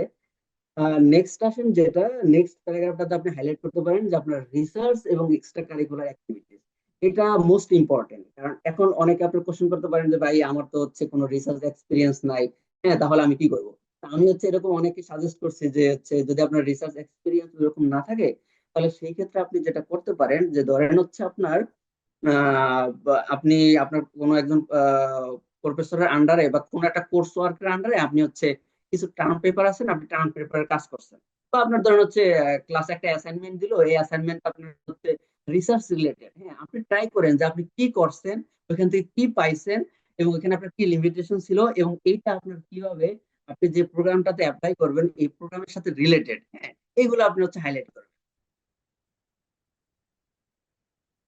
নেক্সট যে বিষয়টা সেটা হচ্ছে এক্সট্রা কারিকুলার অ্যাক্টিভিটিস। আমি অনেক এসওপি তে দেখছি যে স্টুডেন্টরা যেটা করে জাস্ট হচ্ছে এক্সট্রা কারিকুলার অ্যাক্টিভিটিস এর লিস্টটা লিখে দেয়। আরে ভাই, এখানে আপনার লিস্ট তো ওরা চাচ্ছে না, ওরা চাচ্ছে যে এই এক্সট্রা কারিকুলার অ্যাক্টিভিটিস থেকে আসলে আপনি এখান থেকে কি শিখছেন, এবং এই শেখাটা কেন আপনার, আপনি মনে করেন যে আপনার এটা হায়ার স্টাডিতে আপনার এটা কাজে লাগবে, এই বিষয়গুলো আপনার হচ্ছে এখানে হাইলাইট করতে হবে। নেক্সট ফোর্থ প্যারাগ্রাফটাতে আপনি যেটা হাইলাইট করবেন সেটা হচ্ছে যে আপনি যেই প্রোগ্রামে আপনি অ্যাপ্লাই করবেন, হ্যাঁ, ওই প্রোগ্রামের কিছু গুণগান গাইবেন। এটা হচ্ছে একটা স্পেসিফিক একটা প্যারাগ্রাফ হবে। এখানে আপনি হচ্ছে ওই প্রোগ্রামের ওয়েবসাইটে যাবেন, ওই প্রোগ্রামের আপনার গোলটা কি, ওই গোল যে আপনার হচ্ছে কেরিয়ারের সাথে ম্যাচ করে, হ্যাঁ, ওই বিষয়গুলো আপনাকে হাইলাইট করতে হবে। এবং চেষ্টা করবেন যে ওই প্রোগ্রামের আপনি ওয়েবসাইটে গেলে ওয়েবসাইটে আপনার ফ্যাকাল্টি লিস্ট থাকে, ওই ফ্যাকাল্টি লিস্ট থেকে আপনি হচ্ছে দেখবেন যে কোন কোন আপনার প্রফেসর আপনি যেই ধরেন হলো রিসার্চ ফিল্ডে আপনি কাজ করতে চান, হ্যাঁ, ওইটা আপনার কোন কোন প্রফেসর ওই ফিল্ডে কাজ করে। তো তাদের আপনার কিছু হচ্ছে ধরেন হলো রিসার্চ আপনার ইন্টারেস্ট এরিয়া আপনি মেনশন করলেন উইথ দেয়ার নেম আর কি, মানে তাদের নাম সহ আপনি মেনশন করবেন। হ্যাঁ, এভাবে সুন্দর করে আপনি হচ্ছে একটা প্যারাগ্রাফ লিখতে পারেন।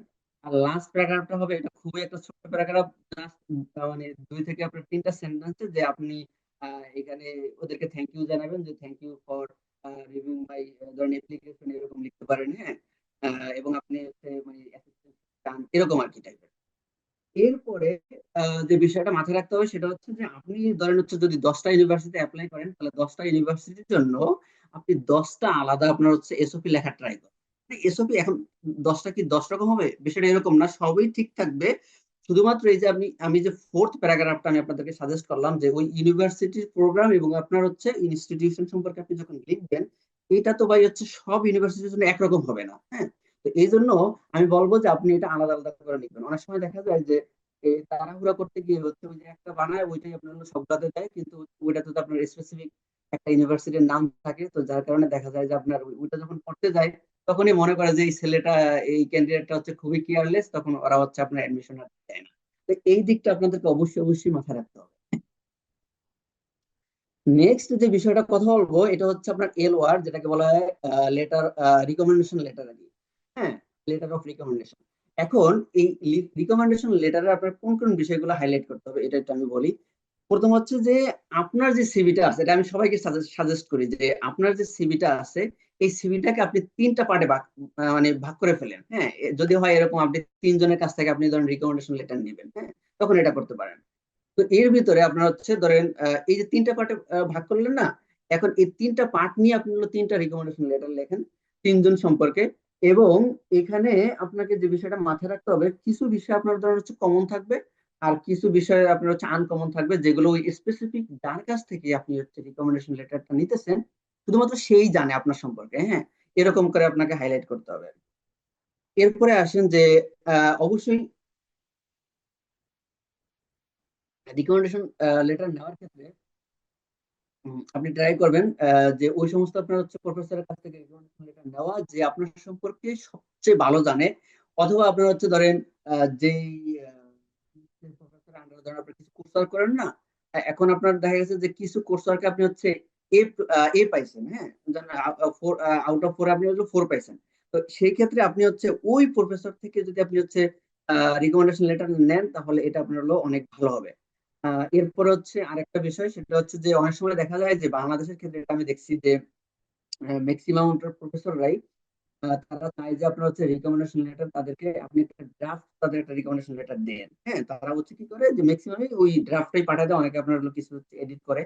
তো এই ক্ষেত্রে আমি বলবো যে আপনি অবশ্যই রিকমেন্ডেশন লেটার লেখার ক্ষেত্রে আমি যে হচ্ছে পয়েন্ট গুলো বললাম এগুলো আপনার একটু মাথায় রাখবেন।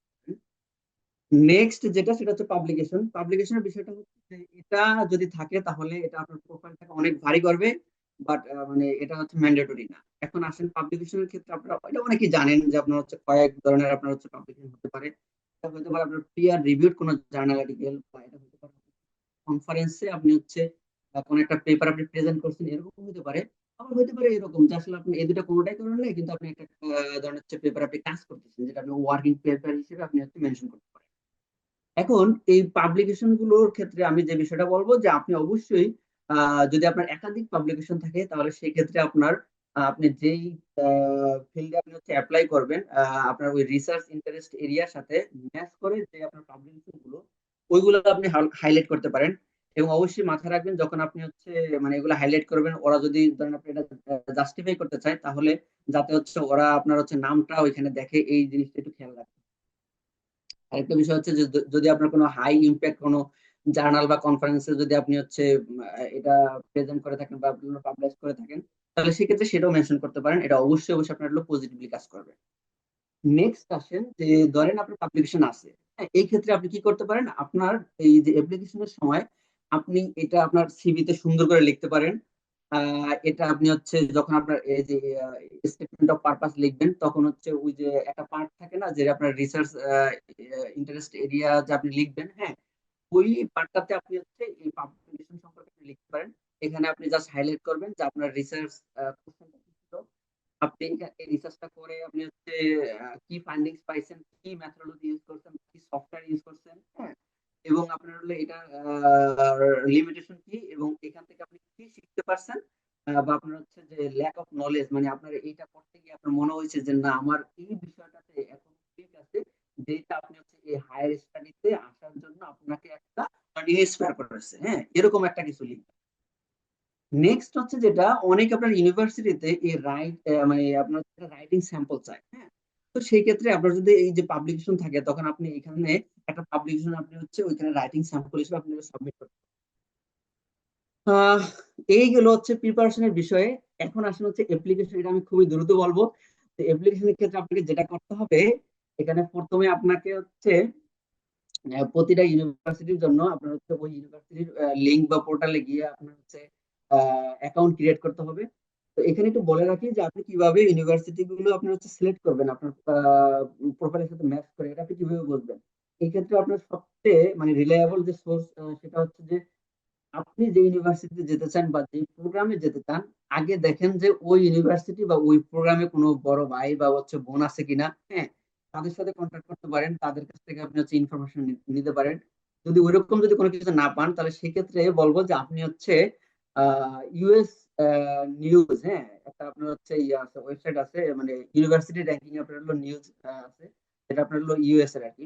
তা আপনারা হচ্ছে ওটা ফলো করতে পারেন। ওইখানে আপনি হচ্ছে ইউনিভার্সিটি গুলো খুব সুন্দর করে ধরেন র্যাঙ্কিং করা আছে, যেমন আপনার হলো ওয়ার্ল্ড এর ফার্স্ট র্যাঙ্কিং কোনটা আছে, সেকেন্ড র্যাঙ্কিং এ কোনটা আছে, এরকম করে আপনার লিস্ট করা আছে। তো ওইখান থেকে দেখবেন যে ওদের রিকোয়ারমেন্ট গুলা কি, যেগুলো আপনার সাথে ম্যাচ করে ওগুলো একটা লিস্ট করতে।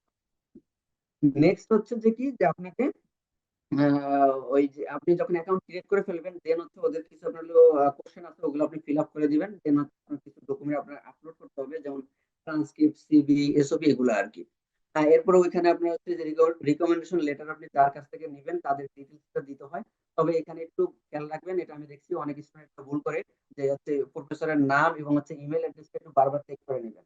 যদি আপনি যেই ইউনিভার্সিটি থেকে আপনি ব্যাচেলর করেছেন, সেখানে যদি আপনার হচ্ছে ইনস্টিটিউশনাল কোনো ইমেল অ্যাড্রেস থাকে, তাহলে ট্রাই করবেন ওইটা দেওয়াটা, কারণ ওইটা আপনার মোস্ট রিলায়েবল আপনার কম্পেয়ার টু জিমেল অ্যাড্রেস। তো এখানে যে বিষয়টা বলবো, যে আপনার অবশ্যই আপনাকে আহ, যখন সব ইনফরমেশন গুলো আপনি ফিল আপ করে ফেলবেন, অবশ্যই আপনি হচ্ছে এগুলো রিভিউ করবেন। এবং আমি বলবো যে চেক এবং ডাবল চেক, হ্যাঁ, যে সবকিছু ঠিক আছে কিনা। কারণ আমি অনেকের দেখছি যে এরকম করছে, যে এক ইউনিভার্সিটির ইনফরমেশন আরেক ইউনিভার্সিটিতে অ্যাপ্লাই করার সময় দিয়ে দিচ্ছে। হ্যাঁ, তো এটা অবশ্যই আপনাকে খেয়াল রাখতে হবে।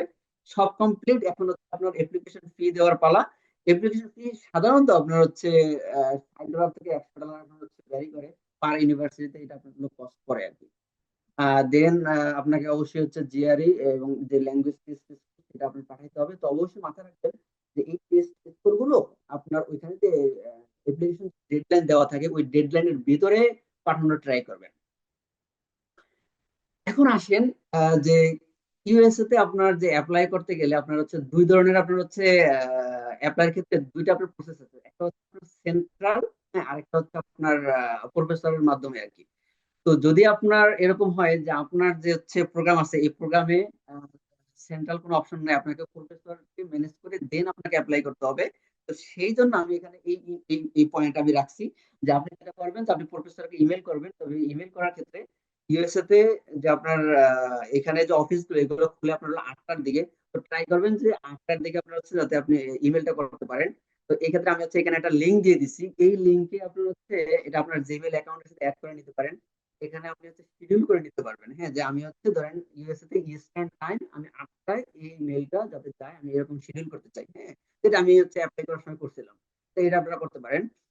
দেন হচ্ছে অবশ্যই অবশ্যই আপনারা যেটা করবেন, যে আপনি যে যে প্রফেসরকে নক দেবেন, ওই প্রফেসরের নাম এবং আপনার ওই ইউনিভার্সিটির নাম, এগুলো ভালোভাবে খেয়াল করবেন। অনেক সময় এগুলো আপনার হলো স্পেলিং ভুল থাকলে তখন ওরা মনে করে যে এই স্টুডেন্ট আসলে খুবই কেয়ারলেস, হ্যাঁ, এই কোনো সচেতন না, তখন দেখা যায় যে ওরা আপনার হচ্ছে ইমেলের তেমন একটা রেসপন্স করতে চায় না।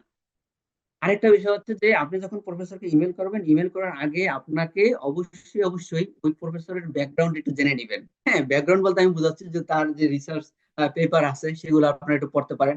এবং আপনার হচ্ছে ওই যে যে ইমেলে করবেন, সেই ইমেলের ভিতরে আপনার হচ্ছে সেই প্রফেসরের পেপার নিয়ে আপনি কিছু কথাবার্তা বলতে পারেন। দেন হচ্ছে যে আপনি ইমেলের ভিতরে যে অবশ্যই আপনি যে ধরেন হচ্ছে প্রফেসরকে আপনি নক দিবেন, সেই প্রফেসরের যে আপনার রিসার্চ ইন্টারেস্ট এরিয়া আছে বা যে রিসার্চ ওয়ার্ক আছে, হ্যাঁ, সেগুলোর সাথে আপনার যে রিসার্চ ইন্টারেস্ট এরিয়া ম্যাচ করে, সে বিষয়টা আপনি মেনশন করতে পারেন। আর অবশ্যই যেটা না বললেই নয়, আমরা অনেক সময় দেখা যায় যে একটা ইমেল হচ্ছে আমরা হলো সাজাই এবং হচ্ছে সব ইউনিভার্সিটিতে ওই ইমেলটা আমরা পাঠিয়ে দিই। হ্যাঁ, এটা না করে আপনি অবশ্যই ইমেলটা একটু কাস্টমাইজ করার ট্রাই করবেন। আর আমরা তো হচ্ছে বাংলাদেশে, মানে যখন আমরা কোনো হচ্ছে প্রফেসরকে ইমেল করি, আমরা ডিয়ার স্যার লিখি। তবে এখানে আপনার হচ্ছে ইউএস এর যে স্ট্যান্ডার্ড, এখানে সবাই যেটা প্রিফার করে সেটা হচ্ছে আপনি প্রথমে ডক্টর দিয়ে হচ্ছে অ্যাড্রেস করেন, দেন হচ্ছে তার লাস্ট নেমটা দিয়ে দেন। হ্যাঁ, ইনস্টা আমি লিখে দিছি এখানে, তারপরে ডিয়ার স্যার বা ম্যাডাম, হ্যাঁ, এগুলো লেখার দরকার নেই। এখন এবার আসেন যে ইমেলটা যখন আপনি ধরেন একটা আপনি ইউনিভার্সিটিতে একজন প্রফেসরের আপনি ইমেল দিবেন, এখন ওই যে ডিপার্টমেন্টে আপনি যে প্রফেসরকে দিবেন, কখনোই আপনার হচ্ছে সেম ডিপার্টমেন্টের অন্যান্য প্রফেসরকে আপনার একই টাইমে দেওয়ার ট্রাই করবেন। কারণ আপনি একটা ইমেলে একজন প্রফেসরকে বলছেন আপনি খুবই ইন্টারেস্টেড তার সাথে কাজ করবেন, আবার সেম হচ্ছে একই টাইমে আরেকজন প্রফেসরকে একই কথা বলতেছেন। তো এখানে প্রফেসররা যখন হচ্ছে দেখা যায় যে আপনার ধরেন কফি আড্ডা বা আপনার ধরেন লাঞ্চ করলো, হ্যাঁ, তখন তারা হচ্ছে এরকম আড্ডা দেয়, তখন আড্ডার সময় যদি আপনার এরকম মানে তারা ডিসকাস করে ফেলে যে এরকম হচ্ছে একজন প্রফেসর বাংলাদেশ থেকে একজন স্টুডেন্ট বাংলাদেশ থেকে সে ইন্টারেস্টেড আমার সাথে কাজ করার, তখন আরে সে তো আমাকে সেম ইমেল দিছে যে সে আমার সাথে কাজ করতে চায়, তখন এটা দেখা যাবে যে আপনার একটা নেগেটিভ একটা ধারণা পোষণ হবে আপনার উপরে। তো এই ক্ষেত্রে আমি বলবো যে অবশ্যই অবশ্যই ইমেল করার ক্ষেত্রে 1 থেকে 2 সপ্তাহ গ্যাপ রাখবেন। আর ইমেলের আমি এখানে একটা স্ট্রাকচার দিয়ে দিচ্ছি যে কিভাবে আপনার ইমেলটা হলো সাজাইতে হবে, যেমন ফার্স্ট প্যারাগ্রাফে কি থাকবে, সেকেন্ড প্যারাগ্রাফে কি থাকবে, এরকম ফিফথ প্যারাগ্রাফে কি থাকবে। আমি এগুলো ডিটেলসে গেলাম না কারণ আজকে টাইম খুবই কম। এরপরে আসেন ইমেল লেখার ক্ষেত্রে আপনাকে অবশ্যই ভেরি ভেরি কনসাইজ হতে হবে। মানে ট্রাই করবেন যে প্রতিটা আপনার প্যারাগ্রাফ মানে 2 থেকে 3টা সেন্টেন্সের ভিতরে যাতে আপনার হয়ে যায় আর কি। এবার আসেন যে অ্যাডমিশনের বিষয়ে, যে বিষয়টা প্রথমে বলবো যে অ্যাডমিশন টাইমলাইন। এটা আমরা অনেকেই জানি না, এবং আমরা অনেকেই জানি না যে আমরা এখানে যারা জয়েন হয়েছি তারা যে আপনাদের খুব শীঘ্রই, হ্যাঁ খুব শীঘ্রই বলতে ধরেন এই আগামী ধরেন হচ্ছে আপনার হলো জুলাইয়ের দিকে ইউএসএ তে আপনি আসতে পারবেন, আপনার যে আপনার ধরেন সেরকম প্রোফাইল আছে এটা আমরা অনেকেই জানি না। তা আমি হচ্ছে এই বিষয়টা একটু এই জন্য হাইলাইট করতে চাই। আহ, আলামিন, হ্যাঁ। তোমার সাউন্ড সামটাইমস একটু আস্তে আসতেছে, তোমার বোধহয় একটু ডিভাইসের কাছে এসে কথা বলতে হবে। আচ্ছা, থ্যাংক ইউ ভাই। আমি আমার হেডফোনটা ভাই এখন কি শোনা যায় ক্লিয়ার? হ্যাঁ, এখন আসবে হ্যাঁ না। এখন আসবে না। আচ্ছা আচ্ছা, হ্যাঁ। তো যে বিষয়টা আমি বলতে চাচ্ছিলাম যে ধরেন আপনি ইউএসএ তে এই ফল 2025-এ আপনি আসতে চান, হ্যাঁ, কিন্তু আপনি জানেন না যে ফল 2025-এর জন্য আসতে হলে আপনাকে কখন থেকে অ্যাপ্লিকেশন শুরু করতে হবে। এই ইনফরমেশনটা না জানার কারণে অনেকে দেখা যায় যে সে এবার আসতে পারে, তার সেই সব আপনার হচ্ছে রিকোয়ারমেন্ট গুলা সে ফুলফিল করতে পারে, তার সে ক্যাপাবিলিটি আছে, কিন্তু না জানার কারণে সে হচ্ছে ধরেন হচ্ছে লং টার্ম একটা প্রিপারেশন নেয়, যার কারণে দেখা যায় যে তার 2-3 বছর তার চলে যায়। তো এই ক্ষেত্রে আমি বলবো যে ফল টার্মটা আপনার অ্যাপ্লিকেশন মূলত ওরা আপনার পোর্টাল ওপেন করে দেয় সেপ্টেম্বর থেকে নভেম্বরের ভিতরেই। ধরেন আপনি ফল 25-এর জন্য আপনি অ্যাপ্লাই করবেন, মানে আপনি যদি 2025 সালের জন্য আপনি অ্যাপ্লাই করেন তাহলে ওরা অ্যাপ্লিকেশন ওপেন করে দিবে 2024-এর সেপ্টেম্বর থেকে নভেম্বর মাসের মধ্যেই ওরা হচ্ছে ওদের অ্যাপ্লিকেশন আপনার পোর্টালটা ওপেন করে দেয়, হ্যাঁ। এখন আসেন ডেডলাইন। এই ডেডলাইন এটা আপনার ভ্যারি করে, এটা আপনার হলো ইউনিভার্সিটি ইউনিভার্সিটি এবং প্রোগ্রাম টু প্রোগ্রাম এটা ভ্যারি করে, হ্যাঁ। সাধারণত আপনার হচ্ছে আমি যদি মাস্টার্স বা পিএইচডির কথা বলি তাহলে এই ক্ষেত্রে আপনার ডিসেম্বর থেকে মার্চের হচ্ছে ডেডলাইন থাকে সাধারণত। আর ব্যাচেলর মানে আপনার হচ্ছে অনার্সে যদি কেউ ইউএসএ তে আসতেছেন এটা আপনার একটু ভ্যারি করে, হ্যাঁ। সেই ক্ষেত্রে আপনার দেখা যায় যে ওরা আরো আগে থেকে আপনার হচ্ছে ওদের ডেডলাইন দিয়ে দেয়। যেমন হচ্ছে ওখানে ওদের কয়েকটা ক্যাটাগরি আছে অবশ্য, যেমন early decision, early action, regular decision, rolling admission, এরকম আরো অনেক ক্যাটাগরি আছে, হ্যাঁ। তো যেমন হচ্ছে এই সজীবের যদি কথা বলি, সজীবে আপনার এই ব্যাচেলর ওর ফার্স্ট যে ইউনিভার্সিটিটা ওটা অ্যাপ্লাই করেছিল আপনার নভেম্বরের 15 তারিখে, কারণ ওদের ডেডলাইন ছিল নভেম্বরের 15 তারিখে, হ্যাঁ। তো এরকম আপনার হচ্ছে এই যে ইউনিভার্সিটি গুলো আছে ওদের ওয়েবসাইটে গিয়ে আপনাকে এই বিষয়টা দেখতে হবে। তো ডেডলাইন হচ্ছে আপনার ডিসেম্বর থেকে মার্চের ভিতরে, আর অ্যাডমিশন রেজাল্ট আপনার দিয়ে দেয় মার্চ বা মে এর ভিতরে, এবং ভিসা যে আপনার অ্যাপ্লিকেশনটা যেটা আপনি করবেন এটা মে জুলাইয়ের ভিতরে, আর এখানে যে সেমিস্টারটা শুরু হয় এটা আপনার হচ্ছে অগাস্ট বা সেপ্টেম্বরের দিকে। আমি স্প্রিং ইনটেকের তেমন কথা বলবো না, কারণ এখানে আপনার আমি একটু বলে রাখি যে 95% ধরুন আপনার স্কলারশিপ গুলো অফার করে ফল ইনটেকে, স্প্রিং এ ধরুন আপনার 5% অফার করে। তো এই জন্য যদি আপনি প্ল্যান করেন ইউএসএ বা কানাডা আসতে চান তাহলে সেই ক্ষেত্রে আমি বলবো আপনি ফল ইনটেকটা ধরার ট্রাই করবেন, হ্যাঁ। আর রোলিং অ্যাডমিশন এটা আমি বলে ফেললাম যে রোলিং অ্যাডমিশনটা হচ্ছে কি যে কিছু কিছু আপনার ইউনিভার্সিটি বা প্রোগ্রামগুলো আছে যে তাদের কোনো ডেডলাইন নাই, হ্যাঁ। যে আপনি অ্যাপ্লাই করবেন তখন দেখা যাবে যে ওরা আপনাকে 1-2 সপ্তাহের মধ্যে আপনাকে হচ্ছে রেজাল্ট জানিয়ে দিবে যে আপনার অ্যাকসেপ্টেন্স বা রিজেক্টেড বিষয়টা আর কি।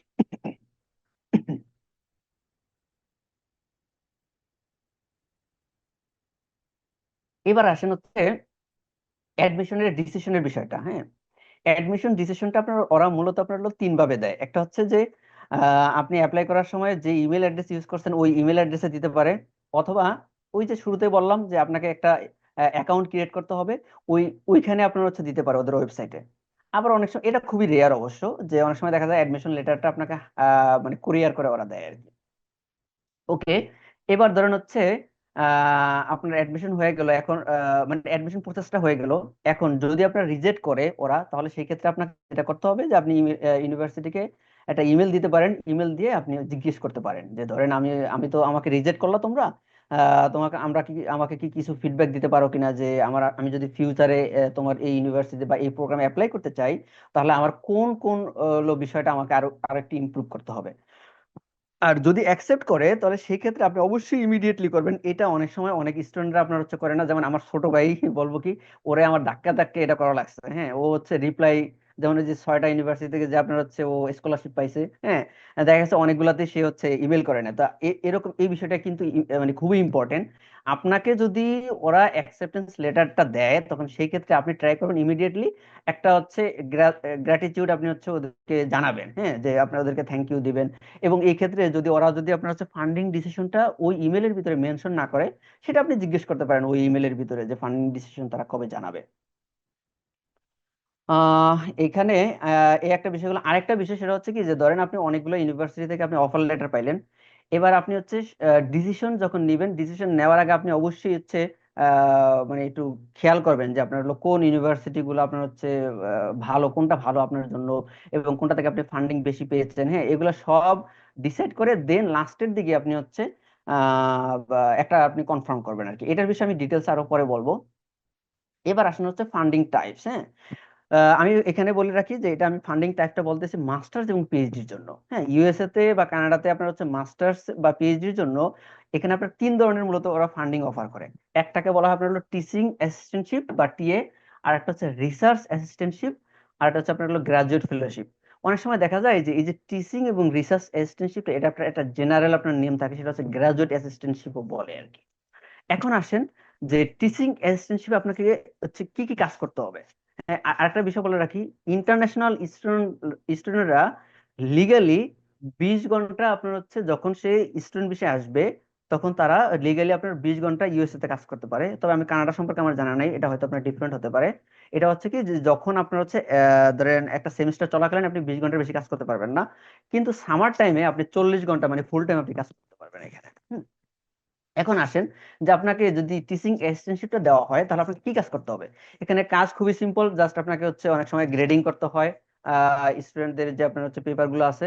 এরপর আপনার হলো ল্যাব ক্লাস নিতে হয়, যেমন আমি লাস্ট সেমিস্টার আমার একটা ল্যাব ক্লাস নেওয়া লাগছে। এরপর আপনার হচ্ছে অনেক সময় দেখা যায় যে আপনার হলো প্রফেসরের পাশাপাশি আপনাকে একটা ক্লাস দিল যে আপনাকে লেকচার দিতে হবে। হ্যাঁ, এবং আপনার আদার্স কিছু আপনার রিলেটেড হলো কাজ থাকে, এগুলো আপনাকে সোজা কথা আপনার একজন প্রফেসরকে হেল্প করতে হবে তার এই কোর্স ওয়ার্কে। এরপরে আসেন যে এটা আসলে করলে আপনার সুবিধাটা কি। এখানে ধরেন আপনি হচ্ছে যে বিভিন্ন এরকম প্রফেসরের সাথে আপনি হচ্ছে একটা কাজ করার সুযোগ হইলো, এবং আপনি হচ্ছে প্রফেসর চুজও করতে পারেন। হ্যাঁ, যে আপনার হচ্ছে যখন আপনি এই যে টিএ করলেন তখন দেখা গেল যে না, এই প্রফেসরকে আপনি আসলে ইন ফিউচারে আপনার হচ্ছে ধরেন হলো প্রিন্সিপাল যে আপনার হলো ইনভেস্টিগেটর, মানে আপনি যখন রিসার্চ করবেন এটা কি আপনি তার আন্ডারে রিসার্চ করতে ইন ফিউচারে চাচ্ছেন নাকি চাচ্ছেন না, এটা তখন আপনি যাচাই করতে পারেন যে আপনার তার আসলে ব্যাকগ্রাউন্ড আপনি আরো ডিটেলসে দেখতে পারবেন যখন তার সাথে আপনি কাজ করবেন। নেক্সট যে বিষয়টা এটা হচ্ছে টিচিং এক্সপিরিয়েন্সটা, এটা খুবই ইম্পর্টেন্ট কারণ এটা আপনার সিভিতে একটা ভ্যালু অ্যাড করবে। নেক্সট হচ্ছে যে ধরেন আপনি টিচিং অ্যাসিস্ট্যান্ট পেলেন, হ্যাঁ, এখন এই টিএ তে আপনার হচ্ছে কি বেনিফিট আপনাকে দিবে।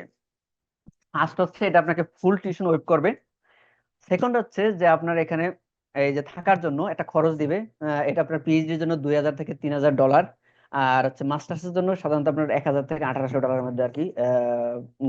হ্যাঁ, $1000 থেকে $1800 মতো আপনার ভ্যারি করে। এবং আপনার হচ্ছে এটার ভিতরে অনেক সময় আপনার হচ্ছে হেলথ ইন্স্যুরেন্সটাও দিয়ে দেয়, যেটা বলে রাখি যে হেলথ ইন্স্যুরেন্সটা আপনার ইউএসএ তে ম্যান্ডেটরি আর কি, এটা আপনার নিতেই হবে।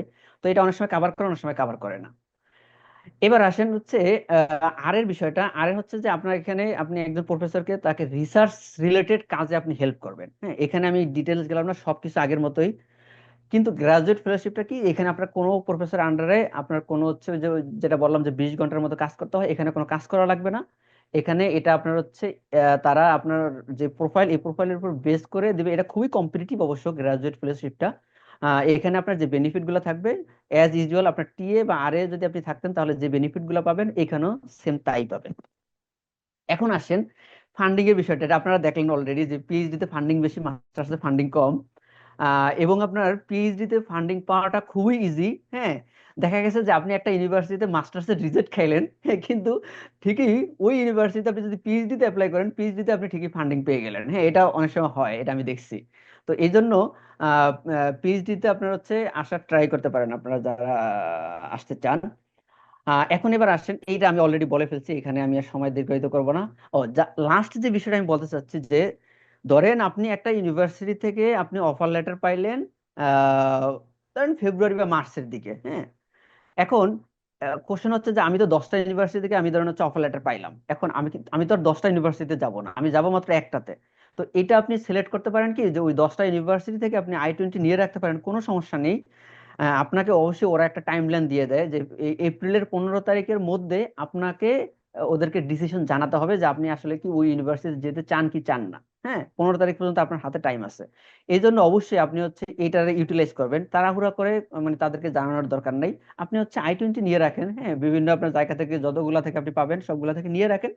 দেন আপনি আপনার বেস্টটা আপনি চুজ করবেন আর কি। এই যে এপ্রিলের 15 তারিখে আপনি তখন জানিয়ে দিবেন যে আপনি ওদের ইউনিভার্সিটি যেতে চাচ্ছেন না, হ্যাঁ, বা আপনি যেটাতে যেতে চাচ্ছেন সেটা আপনি মেনশন করলেন আর কি। এবার আসেন হচ্ছে অনেক ভাইরা এখানে হচ্ছে ওয়েট করতেছেন যে হলো ধরেন আন্ডার গ্রাজুয়েটে মানে ব্যাচেলরে ইউএসএ তে আসতে চান, হ্যাঁ। তাদের ক্ষেত্রে আমি জাস্ট একটা শর্ট একটা স্লাইড আমি রেডি করছি যে আপনাদেরকে যেটা করতে হবে। আমি জাস্ট প্রোফাইলটা নিয়ে কথা বলবো, আমি অন্যগুলা নিয়ে কথা বলবো না, আজকে আমার টাইম খুবই কম। প্রথম হচ্ছে আপনার কি লাগবে, এখানে আপনার এসএসসি এইচএসসি এর আপনার হচ্ছে ট্রান্সক্রিপ্ট গুলো লাগবে। আরেকটা বিষয় বলে রাখি যে সেটা হচ্ছে আপনার 9, 10, 11, 12, হ্যাঁ, এগুলার যে আপনার যে ধরেন আপনার যে মিড এটা কি বলা হয় অর্ধবার্ষিক বার্ষিক, হ্যাঁ, যে এক্সাম গুলো হয়েছে ওইগুলোর আপনার ট্রান্সক্রিপ্ট লাগবে। আর এখানে আন্ডার গ্রাজুয়েটে আসতে হলে যেমন ব্যাচেলর আপনার হলো জিআরই লাগে, আন্ডার গ্রাজুয়েটের ক্ষেত্রে আপনার স্যাট বা এসসিটি লাগে। তবে বাংলাদেশের স্টুডেন্টরা সাধারণত আপনার স্যাটটাই দেয়, এটা মোস্ট পপুলার। আর ইংলিশ তো প্রফিসিয়েন্সি টেস্ট এটা অলরেডি বলে ফেলছি, এখানে আইএলটিএস টোফেল ডুওলিঙ্গো পিটি আপনার যেটা ইচ্ছা আপনি সেটা দিতে পারেন। তো আমি হলো মানে একেবারে শর্টকাট হচ্ছে ডুওলিঙ্গোটা দেওয়া, এটা খুবই দ্রুত রেজাল্ট পাওয়া যায়। আরেকটা বিষয় হচ্ছে যে এখানে আপনাকে একটা এসে লিখতে হবে, এবং আপনার হচ্ছে রিকমেন্ডেশন লেটার 3 জনের থেকে নিতে হয় মূলত। একটা হচ্ছে যে একজন অ্যাডমিশন কাউন্সিলর বানাতে হয়। এই বিষয়গুলো আমার টোটালি জানা ছিল না, তবে এই যে সজিবুলের এই আন্ডার গ্রাজুয়েট অ্যাডমিশনের থেকেই মূলত আমি হচ্ছে এই বিষয়গুলো সবকিছু জানতে পারছি। তো এই একজন অ্যাডমিশন কাউন্সিলর লাগে, তার কাছ থেকে আপনি হচ্ছে রিকমেন্ডেশন লেটার নিতে হবে। এবং হচ্ছে সেই মূলত আপনার ওই যে ট্রান্সক্রিপ্ট গুলো এগুলো সব আপলোড করে দিবে। একাডেমিক আপনি পার্সোনালি আপলোড করতে পারবেন না। আর হচ্ছে এবং অন্যান্য আপনার আরো 2জন শিক্ষকদের কাছ থেকে আপনি হচ্ছে রিকমেন্ডেশন লেটার নিতে পারেন। এই হচ্ছে বিষয়। আর হলো সাবমিশনের বিষয়টা হচ্ছে অ্যাপ্লিকেশনের, যেমন আপনার মাস্টার্স বা পিএইচডির ক্ষেত্রে আমরা তো দেখছি যে আপনার অ্যাপ্লাই করতে গেলে ওই ইউনিভার্সিটির ওয়েবসাইট থেকে আপনার হচ্ছে করতে হয়। কিন্তু অনার্সে যদি আপনি আসতে চান তাহলে সেই ক্ষেত্রে আপনাকে একটা সহজ উপায় বলি, সেটা হচ্ছে কমন অ্যাপ, হ্যাঁ। এই কমন অ্যাপে আপনি ম্যাক্সিমাম আপনি 20টা ইউনিভার্সিটিতে আপনি অ্যাপ্লাই করতে পারবেন। এবং সবচেয়ে সুবিধা যেটা, যেমন সজীব আপনার প্রায় কত এ পর্যন্ত আপনার 40টা ইউনিভার্সিটি অ্যাপ্লাই করছে, এর ভিতরে কমন অ্যাপ থেকে 20টা করছে এবং 20টাতে আপনার 1 টাকাও আপনার দেওয়া লাগে না, এটা হচ্ছে আপনার হলো ফ্রি, হ্যাঁ। এখানে আপনি এই 20টা ইউনিভার্সিটি আপনি অ্যাপ্লাই করতে পারেন। তো এখানে অবশ্যই বলে রাখি, এখানে অবশ্যই আপনাকে একটা অ্যাপ্লিকেশন করতে হবে। তো অ্যাপ্লিকেশনটা আপনার হচ্ছে আসবে ওই অ্যাডমিশন যে কাউন্সিলর আছে তার পক্ষ থেকে আর কি। যে সে একটা হলো অপশন থাকবে ওইখানে যে টিক মার্ক দিবে যে অ্যাপ্লিকেশন ফি ওয়েভ করে দাও, এবং সে কিছু রিজন দিবে আর কি কেন অ্যাপ্লিকেশন ফি ওয়েভ করতে হবে। তো এই যে ধরেন হচ্ছে সজীব 40টা ইউনিভার্সিটি অ্যাপ্লাই করলো, এর ভিতরে আপনার ধরেন হলো 30টা ইউনিভার্সিটি আছে যেগুলাতে আপনার কোনো অ্যাপ্লিকেশন ফি দেওয়া লাগে না, হ্যাঁ, সে ফ্রিতে অ্যাপ্লাই করতে পারছে। তো এই জন্য আপনারা এই সুযোগগুলো আপনারা কাজে লাগাইতে পারেন যখন আপনারা অ্যাপ্লাই করবেন। নেক্সট আসেন হচ্ছে ভিসা প্রসেস এইগুলা। আহ, আমি মানে খুব শর্টে বলবো, হ্যাঁ। যে ধরেন আপনি I-20 যখন আপনি ইস্যু করবেন, তো I-20 ইস্যু করতে গেলে আপনাকে যে স্কলারশিপ দেওয়া হয়েছে I-20 তে, ওইখানে একটা পার্ট থাকে। ধরেন আপনি স্কলারশিপ পাইছেন ধরেন হলো $30,000, হ্যাঁ। কিন্তু আপনার টোটাল এখানে আপনার খরচ হবে $40,000। তাহলে আর $10,000 আপনি কিভাবে দেখাবেন? এই $10,000-এর জন্য আপনাকে একটা ব্যাংক স্টেটমেন্ট আপনাকে ওই ইউনিভার্সিটি সাবমিট করতে হবে। হ্যাঁ, সাবমিট করলে দেন ওরা আপনাকে I-20 আপনার হলো দিবে আর কি। ওরা বলে দিবে যে আপনার কত টাকা মিনিমাম আপনাকে দেখাইতে হবে আর কি। আহ আপনার যখন I-20 আপনি হচ্ছে ইস্যু করে ফেলবেন, দেন হচ্ছে আপনি যে ইউনিভার্সিটিতে যেতে চান সেই ইউনিভার্সিটিতে আপনার $350 একটা সেভিস ফি দিতে হবে। দেন আপনাকে হচ্ছে DS-160, এটা হচ্ছে ওদের ওয়েবসাইট থেকে এই মানে এই যে USCIS আপনার ওয়েবসাইট থেকে আপনার এই যে DS-160 এটা আপনার ফিল আপ করতে হবে। দেন যেটা করতে হবে আপনাকে ভিসা ফিটা পে করতে হবে। এটা হচ্ছে আপনার হলো আমি যেটা করছিলাম যে ইস্টার্ন ব্যাংক লিমিটেড ওদের কাছ থেকে একটা আপনার হচ্ছে ভিসা পেমেন্ট স্লিপ নিয়ে দেন হচ্ছে ফিটা পে করে এই কাজটা আমি করছি। এরপরে আপনার কাজ হচ্ছে আপনি হলো ভিসা ইন্টারভিউর জন্য আপনি শিডিউল নেবেন। তারপরে যখন আপনার যেদিন আপনার ভিসা ইন্টারভিউ আপনার ডেট থাকবে, হ্যাঁ, ওই দিনের জন্য আপনার হচ্ছে যে ডকুমেন্ট গুলো লাগে, যেমন হলো I-20 পাসপোর্ট, হ্যাঁ, এরপর হচ্ছে আপনার এডমিশন অফার লেটার বা ফান্ডিং আপনার লেটার, হ্যাঁ, এগুলো আপনি হলো নিয়ে যাবেন।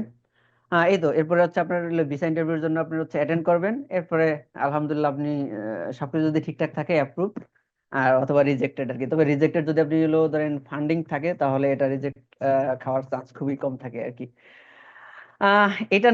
এটা আমি আর বলতে চাচ্ছি না। এটা হচ্ছে আপনার ধরেন ট্রাভেল প্রিপারেশনের জন্য আপনাকে কি করতে হবে, এগুলা লেস ইম্পর্টেন্ট এখানে। এবার আসেন মোস্ট ইম্পর্টেন্ট যেটার জন্য আপনারা মানে অনেক আপনার ধরেন হচ্ছে আগ্রহ সহকারে বসে আছেন, সেটা হচ্ছে যে আপনার ধরেন কিছু চ্যালেঞ্জ আছে। হ্যাঁ, আপনার সিজিপিএ লো। এই যে আমি একটু আগে পড়লাম যে একজন হচ্ছে লিখছে তার সিজিপিএ খুবই কম, সে কি আসতে পারবে কিনা। তা আমি আপনাদেরকে বলে রাখি, ইউএসএ তে আপনার প্রায় মোর দেন 5000 আপনার ইউনিভার্সিটি আছে। যে ইউনিভার্সিটি গুলো আপনার বিভিন্ন ক্যাটাগরি আছে, হ্যাঁ, যেমন A, B, C, D, হ্যাঁ, এরকম বিভিন্ন ক্যাটাগরি। এর ভিতরে ধরেন এ হচ্ছে র্যাঙ্কিং এর দিক থেকে অনেক ভালো, আবার ডি হচ্ছে ধরেন একটু খারাপ, হ্যাঁ। আবার ধরেন হচ্ছে ইউনিভার্সিটি গুলো এরকম ক্যাটাগরি আছে যে আমরা মানে রিসার্চ বেসড আর কি, R1, R2, R3। তো এই ক্ষেত্রে আমি বলবো যে ইউএসএ তে আপনার এরকমও ইউনিভার্সিটি আছে, যে ইউনিভার্সিটি গুলো আপনার যদি CGPA 2 থাকে, তাহলেও আপনি অ্যাপ্লাই করতে পারবেন, হ্যাঁ। এই বিষয়টা অনেকে জানেন না। তবে এই ক্ষেত্রে আপনাকে অবশ্যই অবশ্যই ওই যে বললাম যে 5000 ইউনিভার্সিটি, ওর ভিতর থেকে যে ইউনিভার্সিটি গুলো আপনার হলো CGPA 2 অ্যাকসেপ্ট করে, সেই ইউনিভার্সিটি গুলো আপনাকে খুঁজে বের করতে হবে। হ্যাঁ, এখানে একটু আপনাকে কষ্ট করতে হবে আর কি। এরপরে আসেন আরেকটা বলি, ধরেন আপনার সিজিপিএ লো। হ্যাঁ, আপনি যেটা করতে পারেন, এটা অবশ্য ডক্টর আসাদ ভাই হলো বলে গেছে, যে ওই যে ওয়ার্ল্ড এডুকেশন সার্ভিস বা এরকম আরো কিছু আপনার প্ল্যাটফর্ম আছে, যারা কি করে আপনার হচ্ছে এই যে যে সমস্ত আপনার স্টুডেন্টরা আপনার হচ্ছে মানে ইন্টারন্যাশনাল আপনার স্টুডেন্ট, তাদের ট্রান্সক্রিপ্ট গুলো ইভালুয়েট করে। এরকম আপনার হলো কিছু ইউনিভার্সিটি আছে, যে ইউনিভার্সিটি গুলোতে যদি আপনি অ্যাপ্লাই করতে চান, তাহলে এই যে আপনার হলো এই ইন্টারন্যাশনাল মানে ফরেন যে ট্রান্সক্রিপ্ট আপনার ইভ্যালুয়েশন, এই সার্ভিস ছাড়া আপনি অ্যাপ্লাই করতে পারবেন না। হ্যাঁ, এই ক্ষেত্রে আমি বলবো যে আপনারা যাদের সিজিপিএ কম আছে তারা হচ্ছে এটা করতে পারেন। যদিও আমার সিজিপিএ কম ছিল না, আমার সিজিপিএ আন্ডার গ্রাজুয়েটে 3.81 ছিল। এরপর আমি হচ্ছে ইয়ে করছি, ইভ্যালুয়েট করাইছি, এবং আমার সিজিপিএ 3.89 হয়ে গেছিল তখন। হ্যাঁ, তো এটা আমি করছি যে কি, যে আমি যখন অ্যাপ্লাই করতে গেলাম তখন দেখলাম যে কিছু কিছু ইউনিভার্সিটি আপনার এটা রিকোয়ারমেন্ট হিসেবে চায়, তো যার কারণে ভাবলাম যে করে ফেলি। তো এইটা আপনারা করতে পারেন, যাদের সিজিপিএ লো তারা হচ্ছে এই ডাব্লিউএস করতে পারেন, তাহলে আপনার সিজিপিএটা বাড়বে। এখন সুবিধাটা কি, সুবিধাটা হচ্ছে যে যে সমস্ত আপনার ইউনিভার্সিটিতে এইটা চায়, এটা ছাড়া স্টুডেন্ট অ্যাপ্লাই করতে পারবে না। যেমন সজিবুল, ওর এটা নাই, ওরে করতে বলছিলাম কিন্তু পরে ভেরিফিকেশনের জন্য ও করতে পারে নাই।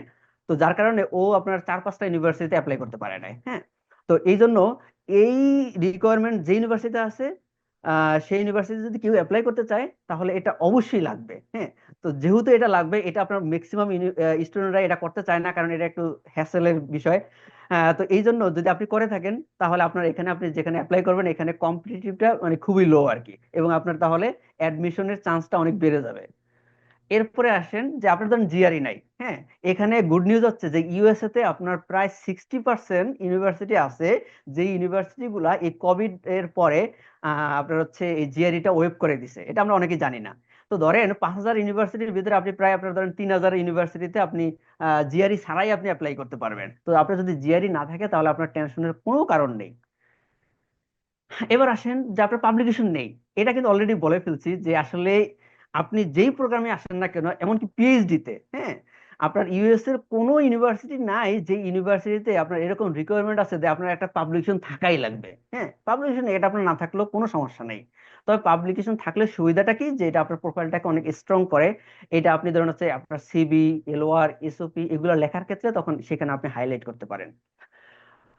লাস্ট যেটা, এটা হচ্ছে যে অনেকে আমাকে এই কোশ্চেনটা করছে যে ভাই, আমার তো বয়স এই যে বাচ্চা কাচ্চা হয়ে গেছে, এখন 50-এর ঊর্ধ্বে হয়ে গেছে, হ্যাঁ, আমি কি ইউএস এ আসতে পারবো কিনা। তো এখানে যে বিষয়টা বলে রাখি, যে ইউএস এর ক্ষেত্রে স্টাডি গ্যাপ বলেন বা আপনার হলো এইজ অনেক বেশি, মানে ইট ডাজন্ট ম্যাটার, হ্যাঁ। আপনি যেই কোনো এইজে স্টাডি গ্যাপে আপনি এখানে আসতে পারবেন, অ্যাপ্লাই করতে পারবেন। যেমন আমি এখানে একটা উদাহরণ দিচ্ছি। আমি যখন ওহাইও ইউনিভার্সিটিতে যখন মাস্টার্স করতেছিলাম, তো আমার ফ্রেন্ড, ওনার বয়স ছিল আপনার 50-50 বেশি হবে। তো উনি আমার সাথে মাস্টার্স করতেছে, তাহলে বুঝতে পারতেছেন যে এখানে আপনার এইজের কোনো বিষয়ই নেই আর কি। এখন এবার আসেন যে অনেক ইউনিভার্সিটিতে অনেক সময় আপনার এরকম এজ গ্যাপ থাকলে তখন হচ্ছে ওরা হচ্ছে এক্সপ্লানেশন চায় যে ওকে ফাইন, তোমার হচ্ছে এই যে স্টাডি গ্যাপ আছে, এই টাইমটাতে তুমি কি করছো। তখন আপনাকে অবশ্যই অবশ্যই ওইখানে এক্সপ্লেন করে দিতে হবে আমি হচ্ছে জব করছি, বা আমি হচ্ছে বাংলাদেশে, যদি আপনি হলো জবের প্রিপারেশন নিয়ে থাকেন তাহলে আপনি লিখবেন যে এরকম আমি বাংলাদেশে জবের জন্য ট্রাই করছিলাম, হ্যাঁ। বা আপনি হচ্ছে হায়ার স্টাডির জন্য যদি আপনি প্রিপারেশন নিয়ে থাকেন তখন আপনি এটা মেনশন করবেন আর কি। আহ এই ছিল মোটামুটি আমার পক্ষ থেকে। আমি খুবই সরি, অনেক টাইম ওভার করে ফেলছি। আমি এই জন্য আন্তরিকভাবে সবার কাছ থেকে হচ্ছে ক্ষমা চেয়ে নিচ্ছি। তো এই হচ্ছে মোটামুটি ওভারঅল আপনার হচ্ছে একবার হায়ার স্টাডির আপনার A to Z আমি আমার পক্ষ থেকে আমি হচ্ছে মানে ট্রাই করছি যে সর্বোচ্চ ইনফরমেশন দেওয়ার। তবে দুঃখিত যে আসলে টাইম খুবই কম, এই জন্য আমরা অনেক কিছুই আমি হচ্ছে স্কিপ করে গেছি এবং অনেক কিছু অ্যাড করি না এখানে। হ্যাঁ, এই তো, আসসালামু আলাইকুম। সালাম আলাইকুম। ওয়ালাইকুম সালাম। জি, ধন্যবাদ মোহাম্মদ আলামিন, খুব সুন্দর করে এবং খুব ডিটেইলড প্রেজেন্টেশনের জন্য। সম্মানিত উপস্থিতি এবং ডিয়ার পার্টিসিপেন্টস, আপনাদের সবার সাথে আমি পরিচয় করে দিতে চাই আমাদের রয়্যাল প্যাসিফিক এডুকেশন সম্মানিত chairman, board of director chairman জনাব মোহাম্মদ আক্তার হোসেন স্যারের সাথে। স্যার সিডনিতে থাকেন এবং আমাদের সিডনি অফিসে স্যার অফিস করেন। সো আমি এখন আমাদের চেয়ারম্যান স্যারকে অনুরোধ করব যে আমাদের রয়্যাল প্যাসিফিক এডুকেশন সম্পর্কে কিছু বলার জন্য। এরপর আমরা আমাদের যে panel member doctor Mirza Ghalib sir, ওনার কাছে চলে যাবো ইনশাল্লাহ। So, আমি চেয়ারম্যান স্যারকে অনুরোধ করবো সবার উদ্দেশ্যে বলার জন্য।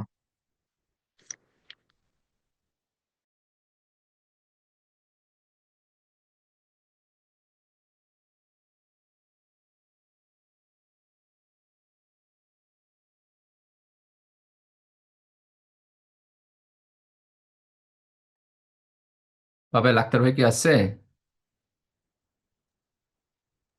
জি স্যার, আক্তার স্যার তো ছিলেন, ওনাকে তো। জি, আসসালামু আলাইকুম। জি জি আর শুনতে পাচ্ছেন আমাকে? জি, ওয়ালাইকুম আসসালাম। জি, শুনতে হ্যাঁ, পাচ্ছি এখনো স্যার। শোনা যাচ্ছে, আপনি ভিডিও অন করলে ভালো হবে।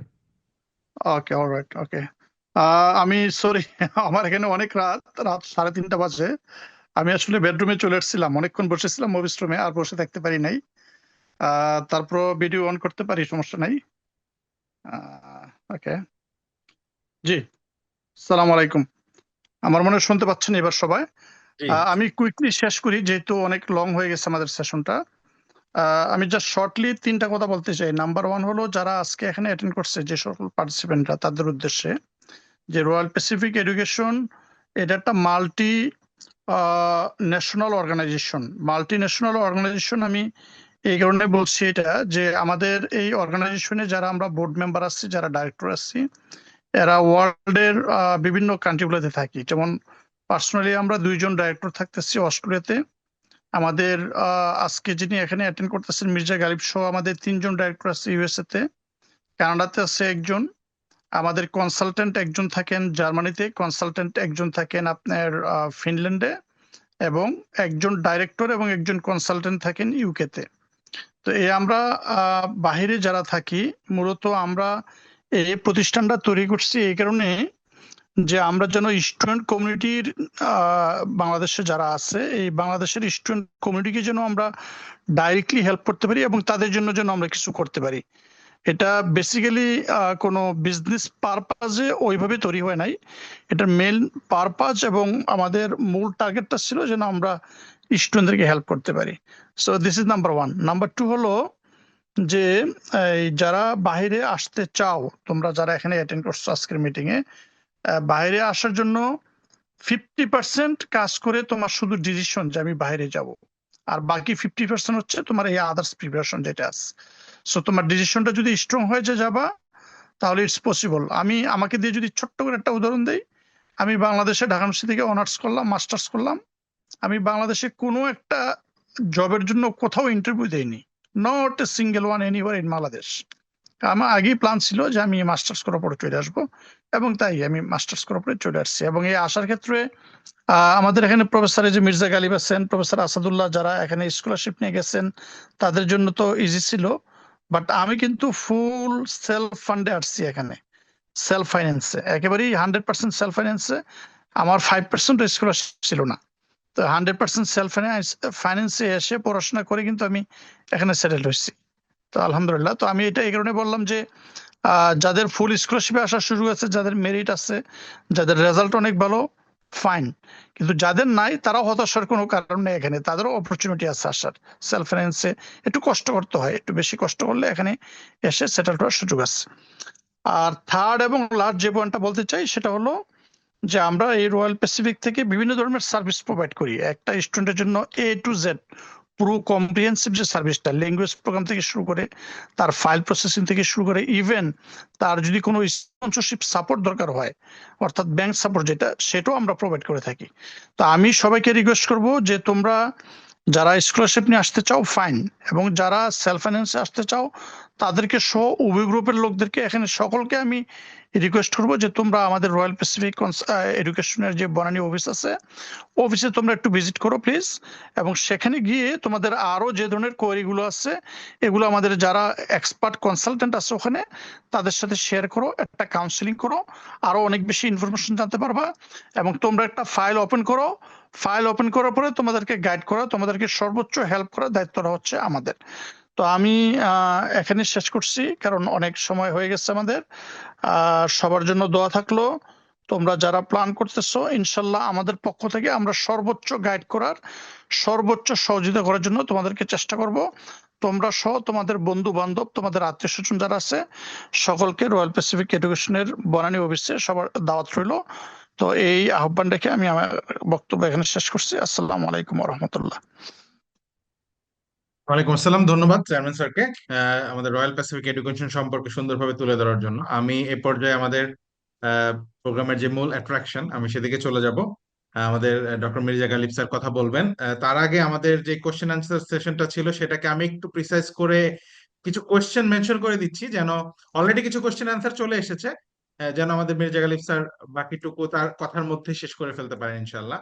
যেমন খুব কমন কিছু কোশ্চেন, আমাদের প্রায় 1300 কোশ্চেন এসেছে, তার মধ্যে থেকে আমরা খুব কমন কিছু কোশ্চেন সর্ট করতে পেরেছি। তার মানে হচ্ছে সবার মধ্যেই কিছু কমন কোশ্চেন রয়ে গেছে। উইদাউট আইএলটিএস কি কি অপরচুনিটি আছে, স্কলারশিপ পাওয়া যায় কিনা স্টাডি গ্যাপ থাকলে, তারপর প্রফেসর কিভাবে পাওয়া যাবে, ইউনিভার্সিটি কিভাবে সর্ট করা যাবে, আমার প্রোফাইলের সাথে আমার সাবজেক্টের সাথে কিভাবে ইউনিভার্সিটি ম্যাচ করবে, আমরা কিভাবে ভিসা অফিসারকে কনভিন্স করবো, বাংলাদেশে যেটা একটা অনেক বড় ইস্যু, কিভাবে অ্যাপয়েন্টমেন্ট ডেট নিয়ে ইস্যু আছে সেগুলো কিভাবে ওভারকাম করা যায়, এন্ড ল্যাঙ্গুয়েজ স্কোর গুলো নিয়ে কিভাবে প্রিপারেশন শুরু করতে হবে। এবং সবচেয়ে বড় একটা কোশ্চেন ছিল এবং কমন এবং ম্যাথস লেভেল একটা কোশ্চেন ছিল যে কখন থেকে প্রিপারেশন শুরু করব। সো আমি আমাদের ডক্টর মির্জা গালিব স্যারকে অনুরোধ করব যে তার মূল্যবান বক্তব্য তুলে ধরার জন্য এবং এই জিনিসগুলো অ্যাড্রেস করার জন্য ইনশাল্লাহ। Sir please.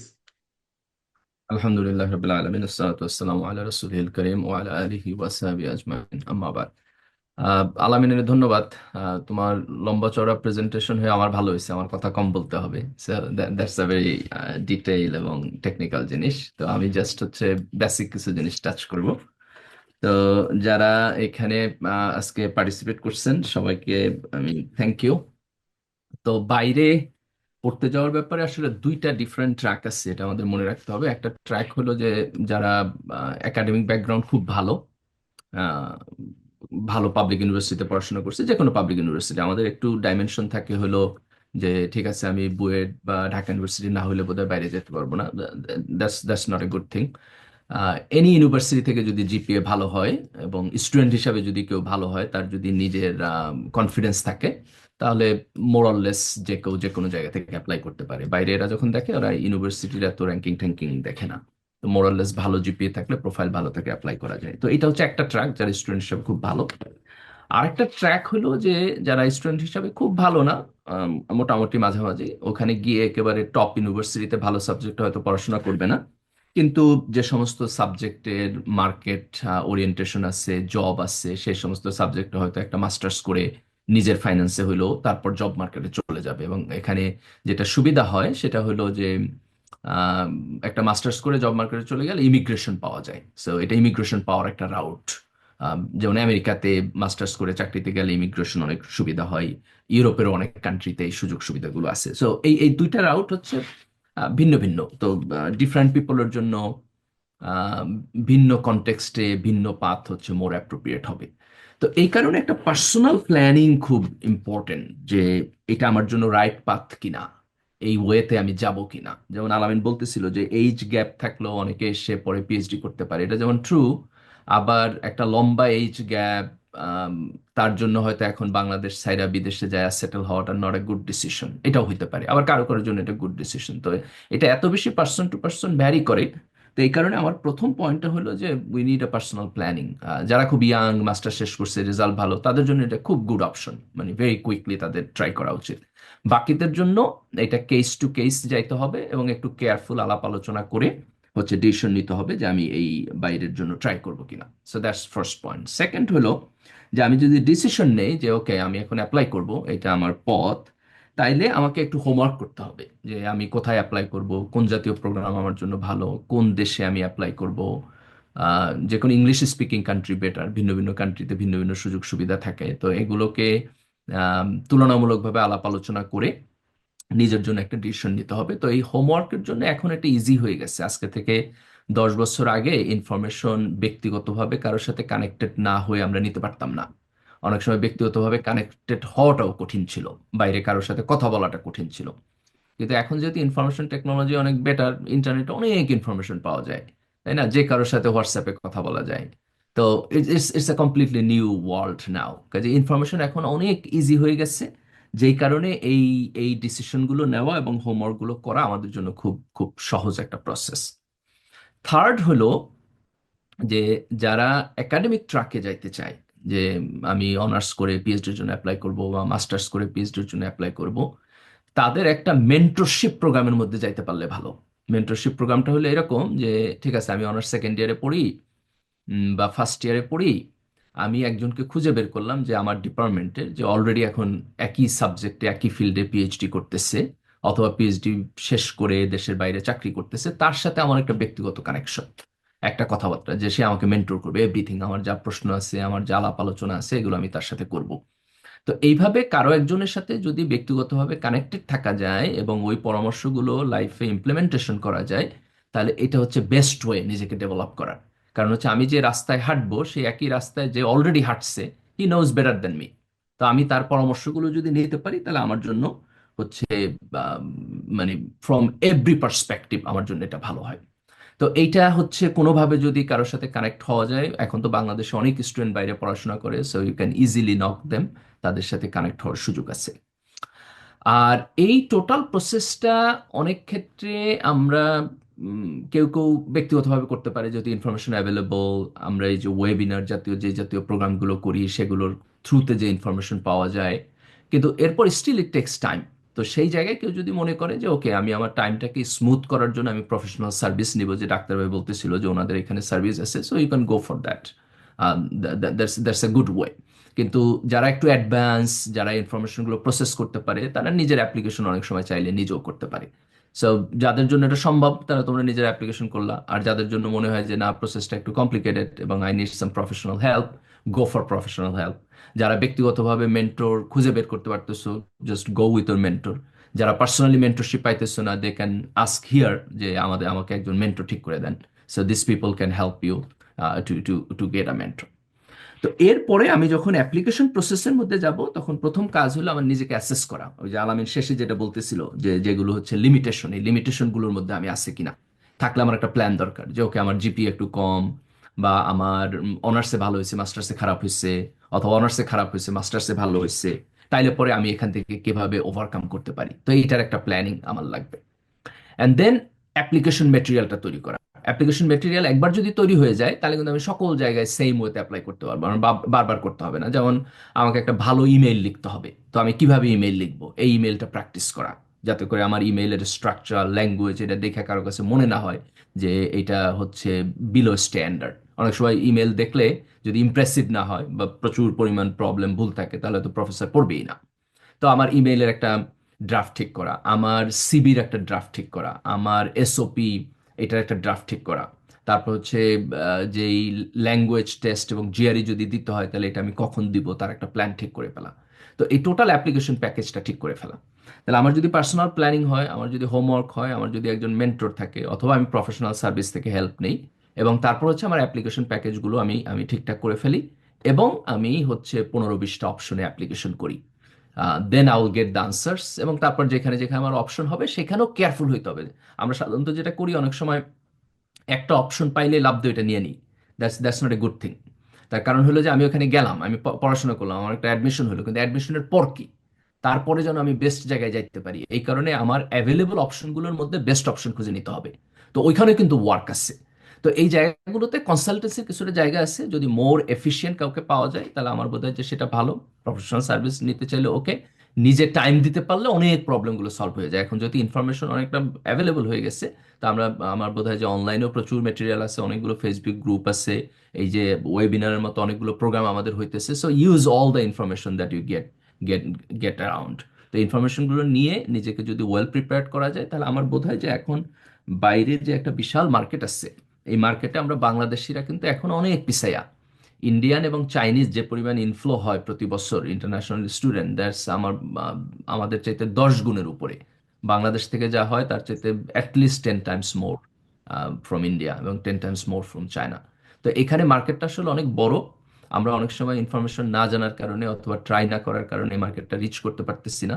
তো আমার বোধ হয় যে আমরা যদি এই ইনফরমেশনগুলো মোর অ্যাভেলেবল করি এবং আমরা আরেকটু যদি সিরিয়াসলি এই কাজগুলো করা শুরু করি, তাহলে এই মার্কেটে আমাদের আরো ইনফ্লো করার অনেক অনেক বেশি সুযোগ আছে। তো আজকের প্রোগ্রাম যারা অ্যারেঞ্জ করছে তাদেরকে আমি ধন্যবাদ জানাই। আমার বোধ হয় যে this a very good initiative. আমাদের ন্যাশনাল ইন্টারেস্টের জায়গা থেকে আমরা মোর স্টুডেন্ট কমিউনিটিকে যদি ইন্টারন্যাশনাল মার্কেটের দিকে নিতে পারি, তাহলে সেটা আমাদের স্কিল্ড ম্যান পাওয়ার তৈরির ক্ষেত্রে এবং আমাদের দেশের ইকোনমিকের সামনের দিকে এগিয়ে নেওয়ার জন্য একটা একটা বড় কন্ট্রিবিউশন হবে। যাদের স্পেসিফিক কোশ্চেনগুলো ছিল, আমার বোধ হয় যে অনেকগুলো কোশ্চেন আমাদের আলোচনার মধ্যে চলে আসছে। আমার বোধ হয় যে পাভেল, তুমি যদি কোনো একটা স্পেসিফিক ওয়ে করো যে আজকের আলোচনার পরে কারো যদি নতুন কোশ্চেন থাকে, অথবা যেই কোশ্চেনগুলো আনসার্ড হয় নাই সেগুলো যদি তোমাদেরকে আবার রিডিরেক্ট করতে পারে, তাহলে আলামিন একটু বসে প্রত্যেকটা কোশ্চেনের যদি আলাদা করে তুমি ড্রাফটেড আনসার করো এবং তারপর এটা যদি আমাদেরকে একটু দেখায় নাও, তারপর আবার ওদেরকে রিচ করো, আমার বোধ হয় যে সেটা বেস্ট ওয়ে হবে পার্সোনালাইজড ওয়েতে সবাইকে রিচ করা। তো আমার মধ্যে যে কোনো একটা ইন্টারফেস যদি তোমরা করতে পারো যেখানে ওরা কোশ্চেনগুলো রিডিরেক্ট করবে, অথবা আগের কোশ্চেনের মধ্যে যেগুলো স্পেসিফিকলি আনসার্ড হয় নাই, তো সেগুলো যদি আলামিন একটু হোমওয়ার্ক করে ড্রাফট করে তারপরে আমরা তাদেরকে ইমেইলে বা কোনো বইতে তুমি আবার তাদেরকে রিচ করলা, তাহলে আমার বোধ হয় that will be the best way.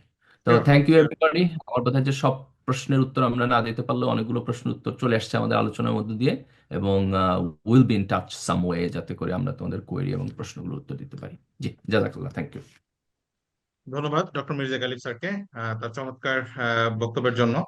আমরা আসলে এই ধরনের সেশন অনেক দীর্ঘ চালানো সম্ভব, এবং যে ধরনের কোশ্চেন গুলো এসেছে অলমোস্ট সবগুলোই আমাদের বক্তাদের আলোচনায় চলে এসেছে। শুরুতে আমাদের ডক্টর এম আসাদুল্লাহ স্যার বলেছেন, তারপর আমাদের মোহাম্মদ আলামিন ভাই বললেন, এখন ডক্টর মির্জা গালিব স্যার বলেছেন, আমাদের চেয়ারম্যান স্যার আমাদের অর্গানাইজেশন সম্পর্কে বললেন। আমি একটু নোট দিয়ে রাখতে চাই, সেটা হচ্ছে আমাদের গালিব স্যার মাত্রই মেনশন করলেন যে আমরা কিভাবে রিচ আউট হতে পারি, আপনাদের আরো কোয়ারিজ থাকতে পারে, আরো কোয়েশ্চেন থাকতে পারে, অ্যাসিস্ট্যান্স প্রয়োজন হতে পারে। সো আমরা আপনাদের সকলের কাছে আমাদের ইমেইল করা হয়েছে, নাম্বার প্রোভাইড করা হয়েছে, আমাদের ফেসবুক, আমাদের ওয়েবসাইট, সবকিছুতে আমাদেরকে রিচ আউট করা, এবং আমাদের বনানীত অফিস, সেখানে আপনারা যদি চান ইমেইল করা, ফোন করা, এবং আমরা চেষ্টা করব এক্সপার্টদের কাছ থেকে আপনাদের কোয়ারি গুলো নিয়ে আমরা আপনাদেরকে প্রোভাইড করার জন্য। তো এই পর্যায়ে আমরা একটু আপনাদের সাথে একটি হ্যাপিনেস শেয়ার করতে চাচ্ছিলাম। আমাদের একজন স্টুডেন্ট সাজিবুল পাবেল, একটা একটা স্যার। সেকেন্ড। জি জি। হ্যাঁ, তুমি বোধহয় আরেকটা কাজ করতে পারো, সেটা হলো যে মানে যারা আজকের আলোচনার প্রেক্ষিতে মনে করবে যে তারা অ্যাপ্রোপ্রিয়েট ক্যান্ডিডেট এবং অ্যাপ্লাই করতে চায়, তো ওইটাকে যদি তুমি সাবজেক্ট বা গ্রুপ ওয়াইজ ভাগ করো, হুম তারপর হুম। এরকম ছোট গ্রুপের সাথে তোমার সাবজেক্ট ওয়াইজ একজন মেন্টরকে নিয়ে এসে তুমি আরো মোর ইন্টেন্সিভ সেশন করতে পারো, যেখানে শুধু কোশ্চেন আনসারিং হবে, যে প্রত্যেকের পার্সোনাল স্পেসিফিক যে কোশ্চেনগুলো, যে তুমি তুমি ধরো যে সায়েন্সে তুমি 20 জন পাইলা, এটার সাথে একজন, অথবা সায়েন্সের মধ্যে আরো ক্যাটাগরি করলা। তো এইভাবে যদি এটাকে ফলো আপ করো, তাহলে আমার বোধ হয় যে that will be more effective. Sure sure, ইনশাল্লাহ। আমরা এই জিনিসটা নোট করলাম, এবং আমরা ইনশাল্লাহ এইভাবে চেষ্টা করব সবার কোয়ারি গুলো কিভাবে স্পেসিফিক ভাবে মিট করা যায়। তো আমরা যেটা বলছিলাম যে আমাদের সাজিবুল ইসলাম একজন সাকসেসফুল স্টুডেন্ট, এবং আমাদের আলাম কিনোট স্পিকার মোহাম্মদ আলামিন বলছিলেন ওনার বক্তব্যে। তো আমি সাজিবুলকে অনুরোধ করব যে তার যে জার্নিটা ছিল, আসলে ফুল জার্নিটা এখন তো বলা সম্ভব না, একটু শর্টলি সবার সামনে তুলে ধরার জন্য, যে আমাদের এই সাকসেসে আমাদের রয়্যাল প্যাসিফিক এডুকেশন কিভাবে হেল্প করেছে এবং সাজিবুলের কতটুকু স্ট্রাগল ছিল। জি সাজিবুল প্লিজ। আসসালামু আলাইকুম রহমতুল্লাহ। আমি মোহাম্মদ সাজিবুল ইসলাম বলতেছি। আমি মূলত ভোলা জেলার সরফেশন উপজেলা থেকে এখানে জয়েন হয়েছি। তো আপনারা জানেন যে ভোলা জেলার সরফেশন উপজেলা এটা একটা প্রত্যন্ত গ্রাম অঞ্চল, এবং এখান থেকে আমি মূলত ইউএস এর আন্ডার গ্রাজুয়েট প্রোগ্রামে কিছু ইউনিভার্সিটিতে স্কলারশিপ সহকারে চান্স পেয়েছি, এবং এটা খুবই ইজি ছিল না আমার জন্য আর কি। তো শুরুতেই আমি বলতে চাচ্ছি যে আমার যখন আমি 9-10 ছিলাম তখন একটু আর কি স্টাডি অ্যাব্রোড সম্পর্কে একটু জানতে পারি। মূলত আমার বড় ভাই আলামিন ওনার সুবিধার্থে। তো ওনার আর কি উনি যখন ওদিকে মুভ করে ইউএসএ দিকে, তখন আমি ফার্স্ট এই বিষয়গুলো সম্পর্কে প্রথম জানি এবং মনে একটু ড্রিম রাখি। তো আমি এইচএসসি এবং এসএসসি কমপ্লিট করি। করার পর আমার মূলত গ্যাপ ইয়ার নিতে হলো, কারণ আমি আমার এশন অথবা ইংলিশ প্রফিসিয়েন্সি টেস্ট শুরু করতে আমার একটু গ্যাপের প্রয়োজন হয়েছিল, এবং আমি কিছুটা সময় এবং এই এসএটি এবং ডুওলিঙ্গোটা আমি দিয়েছিলাম। তো এগুলোর পর আমার ক্ষেত্রে আমি দেখছি এখানে দুইটা ধাপ। প্রথমত এই পরীক্ষাগুলো সম্পন্ন করা, আর সেকেন্ডলি হচ্ছে যে যে অ্যাপ্লিকেশনের প্রসেসটা, ফুল প্রসেসটা। তো এই ক্ষেত্রে আমি একটা কথা বলে রাখতে চাই যে মানে প্রত্যেকটা মানুষের জীবনে হয়তো একজন মানুষ থাকে যে সঠিক পথে গাইডলাইন করে দেয় অথবা একটু পথ প্রদর্শক হিসেবে কাজ করে। তো সেক্ষেত্রে আমি আসলেই ধন্য যে আমার বড় ভাই এক্ষেত্রে আমার অনুপ্রেরণার জায়গা হয়ে উঠেছিল, এবং উনি আমার আমার ক্ষেত্রে উৎসাহের এক স্থান ছিল। তো ওনার সাজেশন অনুযায়ী আমি মতো এই লাইনে আসি এবং এগুলাতে সম্পূর্ণভাবে জড়িয়ে পড়ি। তো আমি যদি বলি, যখন আমি এইচএসসি কমপ্লিট করি তখন আমি মানে অ্যাজ ইউজুয়াল যেরকম করে বাংলাদেশে যে সকলে দেশে অ্যাডমিশন দেওয়ার চেষ্টা করে বা প্ল্যান করে। তো আমি একটা পারিবারিক মিটিং এ সবার সাথে আলোচনা করলাম। তখন ভাইয়া বললো যে তুমি ইউএস এর দিকে ট্রাই করো, তো অন্য কোনো দিকে যাওয়ার দরকার নাই। যার ফলে আমি এদিকে একটু ডিটারমাইন হয়ে যাই এবং অন্য সবকিছু বাদ দিয়ে দিই। আই মিন মানে বাংলাদেশের অ্যাডমিশন প্রসেসটা। তো তারপর আমি যদি একটু বলতে চাই যে সেটা হচ্ছে আমার যে এলাকায় ছিলাম এই এলাকাতে প্রচুর মানে প্রত্যন্ত হওয়ার কারণে ওরকম ব্যাকগ্রাউন্ডের লোক খুবই কম ছিল। আই মিন যারা বিদেশে পড়াশোনা করে, আমরা যেরকম ঢাকা শহর অথবা চট্টগ্রামে অ্যাজ ইউজুয়াল পাই যে উনি অমুক জায়গায় পড়ে, কিন্তু এখানে অতটা অ্যাভেলেবেল ছিল না। তো যার কারণে আমার কিছুটা হচ্ছে যে স্ট্রাগল করা লাগছে এমন যে কিছু ইনফরমেশনের জন্য আমাকে হয়তো একটু ফেসবুকে গ্রুপে ঘাটাঘাটি করতে হয়েছিল। আর আর ভাইয়া তো ছিলই, উনি তো সবসময় ইনফরমেশন যা লাগছে এবং যেখানে যেটা প্রয়োজন ছিল সেটা দিয়েছিল। তো এক্ষেত্রে আমি যখন আমার এক্সাম গুলো শেষ করি, আই মিন পরীক্ষার এইচএসসি পরীক্ষার পর যে এক্সাম গুলো সেগুলো যখন শেষ করি, তখন তখন আমি হচ্ছে যে রয়্যাল প্যাসিফিক এডুকেশনের সাথে সংযুক্ত হই, এবং আমার এই কলেজ লিস্ট তৈরি করার ক্ষেত্রে মানে আমার প্রোফাইল অনুযায়ী আমার কলেজ লিস্ট তৈরি করা, তারপর এলওআর গুলো ড্রাফট করা, এবং আমার ইসিএ গুলোর ক্ষেত্রে এই যে আলামিন ভাই যেটা বলছে যে ইসিএ গুলো জাস্ট নাম লিখলে হয় না, একটু ডিটেলসে লিখতে হয় যে কিভাবে বা কোন পজিশনে ছিল। তো সেটার ক্ষেত্রে আমি সহায়তা পেয়েছি। এবং আমার কিছু আমি একটা জিনিস ইন্ডিকেট করতে চাই যে সেটা হচ্ছে কমন অ্যাপেস, এটা এটা একটু ক্রিটিক্যাল হয়েছিল। ফ্র্যাঙ্কলি স্পিকিং, আমি যখন প্রথম কমন অ্যাপেস এটা লিখি তখন আমি মানে একেবারে আমি এভাবে লিখছিলাম যে কমন কমন অ্যাপেসেতে আমি আমার এক্সট্রা কারিকুলার অ্যাক্টিভিটিস গুলাই তুলে ধরছিলাম। ফলে এটা যখন আমি ভাইয়াকে বা অন্যদেরকে দিয়েছিলাম তখন তারা তো আর কি দেখলো এবং এই বিষয়টা আমাকে রিভিউ করলো। তো সেক্ষেত্রে ড্রাফটে আমার প্রচুর ড্রাফট করা লাগছে এবং এখানে অনেক এডিট করা লাগছে। এ, তো এই সমস্ত ক্ষেত্রে আমি দেখতেছি যে মানে সুন্দরভাবে এবং গোছালোভাবে এদিকে আসার ক্ষেত্রে ওনাদের অনেক হেল্প রয়েছে, এবং আমার পরবর্তীতে যারা এদিকে আসতে চাচ্ছে অথবা যারা এই দিকটাকে টার্গেট রাখছেন, তারা হয়তো ওনাদের কাছে আসতে পারেন এবং ওনাদের থেকে ভালো কিছু গাইডলাইন পেতে পারেন, এবং আমার মতো হয়তো এদিকে আপনারা স্বপ্ন দেখতে পারেন। আর I am specially thankful to MD Alamin for his for his all of activities and also inspirations to me, and I'm grateful to Royal Pacific Education for their support and help. Please keep me in your prayers. Allah Hafiz. Thank you Sajibul. আর আমাদের আমরা সবাইকেই বলবো যে সজিবুল যেভাবে guided হয়েছে আমাদের mentor Mohammad আলামিনের মাধ্যমে, আমরা চাই আপনারা সবাই গাইডেড হন এবং আপনাদের প্রসেসটা আরো স্মুথ হোক। আমাদের ইনবক্সে এবং আমাদের কমেন্ট বক্স গুলোতে অনেক কোশ্চেন এসেছে, কিছু কমন কোশ্চেন এসেছে এবং কিছু এমন কোশ্চেনও এসেছে যেগুলোকে স্পেসিফিক ভাবে অ্যান্সার করতে হয়।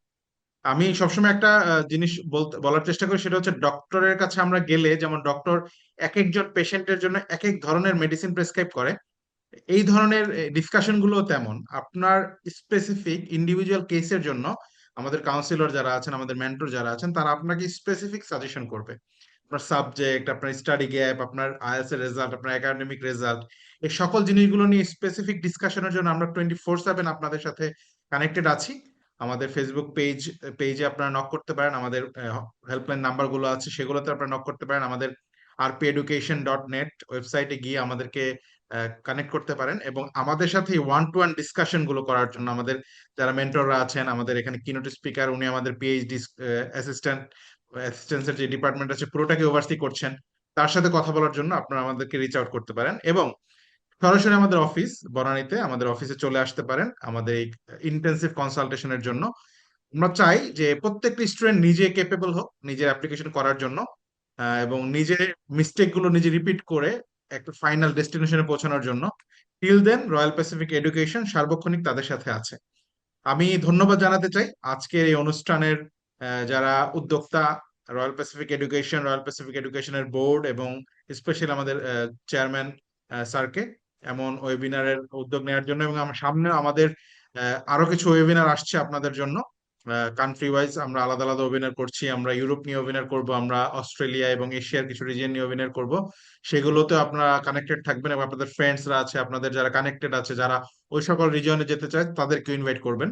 আমি ধন্যবাদ জানাতে চাই আমাদের আজকে কিনোট স্পিকার, আমাদের সম্মানিত ডিরেক্টর জনাব মোহাম্মদ আল আমিন হোসেনকে, যিনি তার নিরলস পরিশ্রম ছিল এই ওয়েবিনারের প্ল্যানিং থেকে শুরু করে আজকে এক্সিকিউশন পর্যন্ত, এবং আমেরিকা এবং বাংলাদেশের সময় মিলিয়ে অনেক মিটিং করা এবং এই পুরো প্রোগ্রামের যে প্ল্যান করা, সেজন্য উনি অনেক কষ্ট করেছেন। ধন্যবাদ। এবং আমি স্পেশালি থ্যাঙ্কস জানাতে চাই আমাদের প্যানেল মেম্বার, আমাদের doctor M Asadullah already leave করেছেন, বাট অনেক অনেক ধন্যবাদ। এত বিজি শিডিউল থেকেও তিনি আমাদের এখানে প্রেজেন্ট করেছেন, আমাদের সাথে কথা বলেছেন এবং আপনাদেরকে স্পেসিফিক ভাবে গাইড করার চেষ্টা করেছে। এবং সর্বোপরি আমাদের ডক্টর মির্জা গালিব স্যারকে, বাংলাদেশের তরুণদের মধ্যে এখন একটি আলোকিত নাম ডক্টর মির্জা গালিব। এবং মির্জা গালিব স্যার সবসময় চেষ্টা করেন, আমাদের সাথে যখন কথা বলেন সবসময় চেষ্টা করেন একটা স্টুডেন্ট কিভাবে হেল্প হবে, এবং আমরা সেই স্টুডেন্টের আজকের দিন না, আমরা এই স্টুডেন্টের আগামীকে ডিজাইন করছি, আমরা তার ক্যারিয়ার, তার ফিউচার জেনারেশনকে হেল্প করছি। তো আমরা চেষ্টা করবো সবসময় রয়্যাল প্যাসিফিক এডুকেশন যাতে আপনাদেরকে স্বচ্ছ এবং একদম এক্সাক্ট ইনফরমেশন দিয়ে হেল্প করতে পারে। এবং এটার সাথে জড়িত যারা আছেন সকলকে আমি ধন্যবাদ জানিয়ে, আপনাদের সবাইকে আবারও সাধুবাদ জানিয়ে এবং অসংখ্য ধন্যবাদ জানিয়ে আজকের ওয়েবিনার এইখানের মতো শেষ করছি। আসসালামু আলাইকুম, সবাই ভালো থাকবেন, সুস্থ থাকবেন।